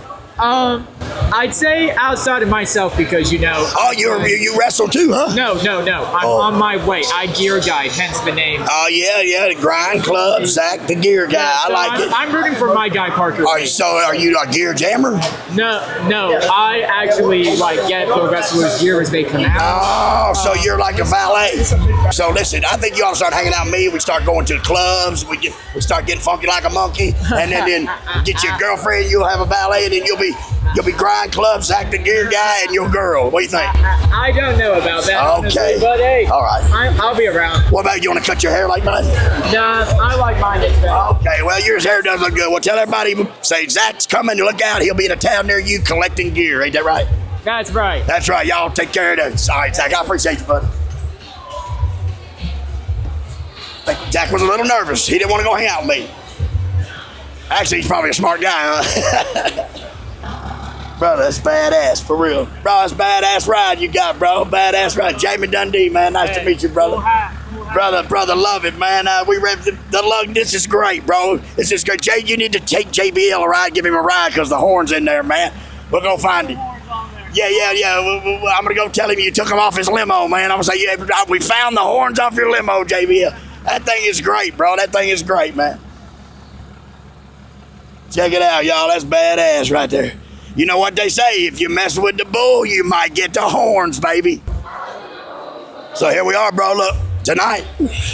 Thank you to all the sponsors right here. And we got 35 men competing, only one can win. Called Rumblejack, is that correct? Rumblejack, that is. And the what is the name of this company? Southern Honor Wrestling, see? That means nobody will cheat or nothing. It's all about the honor system.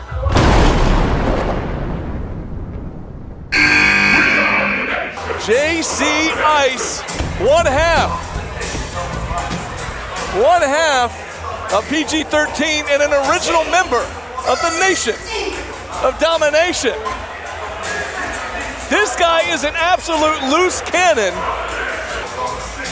Yeah, I guess he's asking Justin McKenzie how it feels to be eliminated.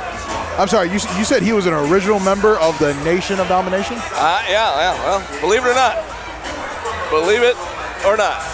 Listen, I heard when you was a little kid, you used to watch me wrestle stuff, right? That true, bro? You was a Nation of Domination fan? I'm glad to know that, man. Matter of fact, I'm gonna make your day. You wanna sing it with me? Yeah, I'm gonna let you too, bro. You wanna sing it too? All right, listen, all right, y'all, get ready, here we go. We are the Nation, live and in color. Don't diss the man, cause my mom rush your mother. Listen what I'm saying, it's for real, not playing. Farouk is the man. It's just, oh man, look what you broke my microphone. Hey, I can fix this. Sal, a big fan of JC Ice here, has upset. And JC, is he doing what I think he's doing? He's eliminated himself. Well, JC Ice in and out just like that.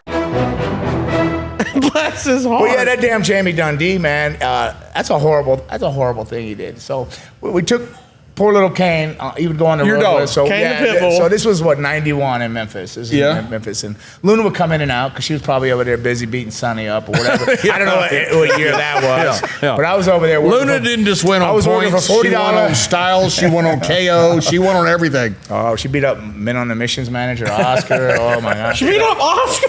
Godfather was telling a story the other day when she stabbed him in the head with a coat hanger and he had to knock her out. In the elevator. In the elevator. Yeah. Oh, yeah. What? Oh, yeah. She went after Godfather. She'll Stabbed fight him with a any coat per- hanger. Oh, yeah. She'll fight anybody. I mean, she was a little crazy. It's a little touch. Bless your heart. Bless your heart. 18 years. That was a good run, though. All right, so you've got You're the toughest man ever. So you've got the pit bull, I got the pit 91. bull, 91, Memphis. So working $40 a night, running them roads and got the dog. So she always wanted to see the dog, so I had it. So Luna would come in and he slept in our gear bag. But after a couple nights on the road, like I'd walk in and the dog would just open his legs up like this. What the fuck are you doing? I'm like, what's going on? And then I said, Luna, there's something. This dog's a pervert or something wrong with our dog. Every time I walk near the dog, it opens his legs up. And then come out and get the scouting report. Found out, pretty sure it was Wolfie D holding the dog down and old Jamie Dundee giving it a hand job or something. What? Yeah. That's the rumors, and I didn't see it with my physical eyes, but they didn't deny it. I think that's a felony. I think you can die in some countries for that. I don't know. I don't know if you can, but you probably should. Did Obama pass that? Maybe. Yeah. I mean, if nobody's going to ask. Oh, my God. If nobody's going to ask. You think Jamie would plead the fifth on that, but he was talking about that? Jamie was talking about it. Yeah, he said he was bragging about it? He was bragging about it here. Today. So he remembers doing it. Yeah, he remembers. He said he had the glove with him. I guess the glove. I don't understand this. So when confronted, they said it was his payoffs because they took pictures with him. They were baby faces at the time in the territory.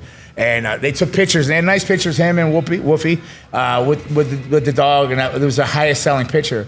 So they would pay the dog off like that. That was his gimmick. That's prostitution. On top of everything else, speaks to me. I don't think that's the charge involved. No. Is there like a statute of limitations? No, I don't think being a general fuck up, there's a statute of limitations on it. So I think Jamie Dundee could still be indicted for this. I walked in there and I could hear him when I was coming in here. I was like, Daddy. I thought Luna was here. I was like, oh shit! Like I came in and realized it was her evil twin. Bless his heart. Yeah. He said he had a glove. I don't know if he carries this glove with him. Oh, I saw him in there. He was talking to somebody. And he said, if you're wearing a glove, it don't count, is what he said. What's that? He said, if you're wearing a glove, it don't count. I didn't know what that meant out there. It counts. I would think it counts. I didn't know that's what he was talking about. It counts. Yeah, that dog was, he needs counts. I don't need a counseling. But anytime, even after that, we got back home, back to Fort Lauderdale, whatever, you couldn't walk up to the dog. It would just open his legs up. We've all been trained like that. I don't know. Wait a minute. What? You know what it did? It gave me a whole...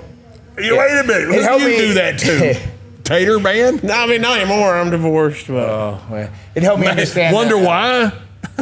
Maybe I should get Jamie Dundee in here. Maybe I should get a pit bull mask and get Jamie in here. Pit bull in your ass. No, mask. A mask, Either one. I could have sworn he said pit bull. No, don't do that to me. I was like, you're taking it to another level. Jamie was just paying him off for gimmick sales. Yeah, he's like, go ahead and hit me. Go ahead and hit me, pit bull. It's time. It's big hand test. You know what I also picked up? I'm excited that I'm in wrestling now because we get paid $40 a night. Yeah, it did. I'm excited about that. Unless you worked in the Coliseum, and I was lucky enough to be working Lawler. So that's when I moved up the card and started working Lawler, I could get me a porn hotel. They had porn on 24 hours. Over on Danny 51 out there, yeah. Albert's Cabin, it was called. Was it free porn? Yeah, it just played all. X-Pac came to stay. You know when they would send the WWF guys in to work sometimes? Yeah. They sent Sean and X-Pac, and he came in. He goes, I'll stay with you. I said, I don't think you really want to stay where I'm staying. He goes, no, I'll stay with you. I'll save some money and stuff, Comes in there. He goes, are you paying for it? It was porn 24 hours, just porn after porn. It played. It was a hot tub in the room, but it was the cheapest thing you could get. It even had a bay where you could pull your car in and close the garage door so you couldn't get busted out there. Whoa, really? Yeah, but I was a weekly customer there. Hey, Jamie, what did you say it was called? The Yank Tank? What was it called? Albert's Cabins, I think it was called. Remember Albert's Cabins? Jamie? Hey, listen. I need your attention right now. Listen, I've been looking for you, Gangrel, for like over 18 years since I've seen you. And look, where's he at? Did you try rehab? He's got the glove. Yeah, look here, bro. Listen, I've got 18 years worth of makeup here. Where's my boy? Start with tater time. Tater tot. All you're gonna do is make a little sour Tater cream. time, Make it tater tot. Oh yeah, make him happy, Jamie. Listen, nothing makes him happy. You want me to be like Whoopi? Hold him down. Hold him down. I'll help you hold him down. Hey, well, wait, listen. Before I go, I need you to sign this, JB. You can buy one of these on TV for $1.68. $1.68 for JBLs. You're selling my doll? No, I'm plugging Temu. I'm trying to get you a cut. They're like this China. They're gonna send you like 4 cents per doll or something. Well, what am I signing it for? Because that's mine. It goes to my I Love Jamie room. I have a big room just full of all my friend's stuff. And his dog. His dog. You have a picture of his dog? No, I have he's a little old now, but I got him. The glove don't fit. Quit. Yeah. OJ was young out with all his gloves, didn't he? Poor guy. But listen, I really do. You don't have a pen on you, do you? No. Well, when I get back, I'll bring a pen. Y'all wind it up. Gangrel, good to see you, my friend. Where'd you use that glove? Right. No, I got him right here, bro. Just stick it my Where way, do you? man. You gotta do what you gotta do. Are those special gloves? No, they're not special gloves, JBL. Don't you? You never worked at the hospital? No, I never worked at a hospital. You never worked at the hospital? The third smartest wrestler in the business has never worked at a hospital. Wait a minute, I'm third? Yeah, you remember the Kane and then and Wolfie's right below you, then Sabu. Remember, that's how it goes. I'm sorry, I don't make the ratings, I just read them, bro, but I'm glad to see you guys. Are you saying Wolfie's the fourth smartest wrestler in the world? No, I'm not. The internet is. The internet says everything. Like the whole internet. The internet says that. So like when you log on the internet. Smarter than Raven and Sandman? That's good. The mayor was the governor, and you're working on being a mayor or something, I heard. You were on CNN one time, I saw it. Well, brother, thanks for hanging out with us, man. Thank you, Gangrel. Yeah, yes, Love you, sir. boy. Good to see you. Good to see you. Yeah.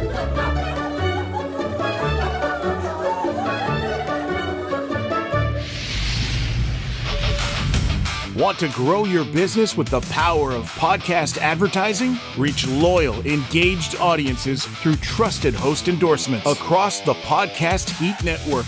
To learn more about advertising opportunities, email Dave@podcastheat.com or visit our website at podcastheat.com.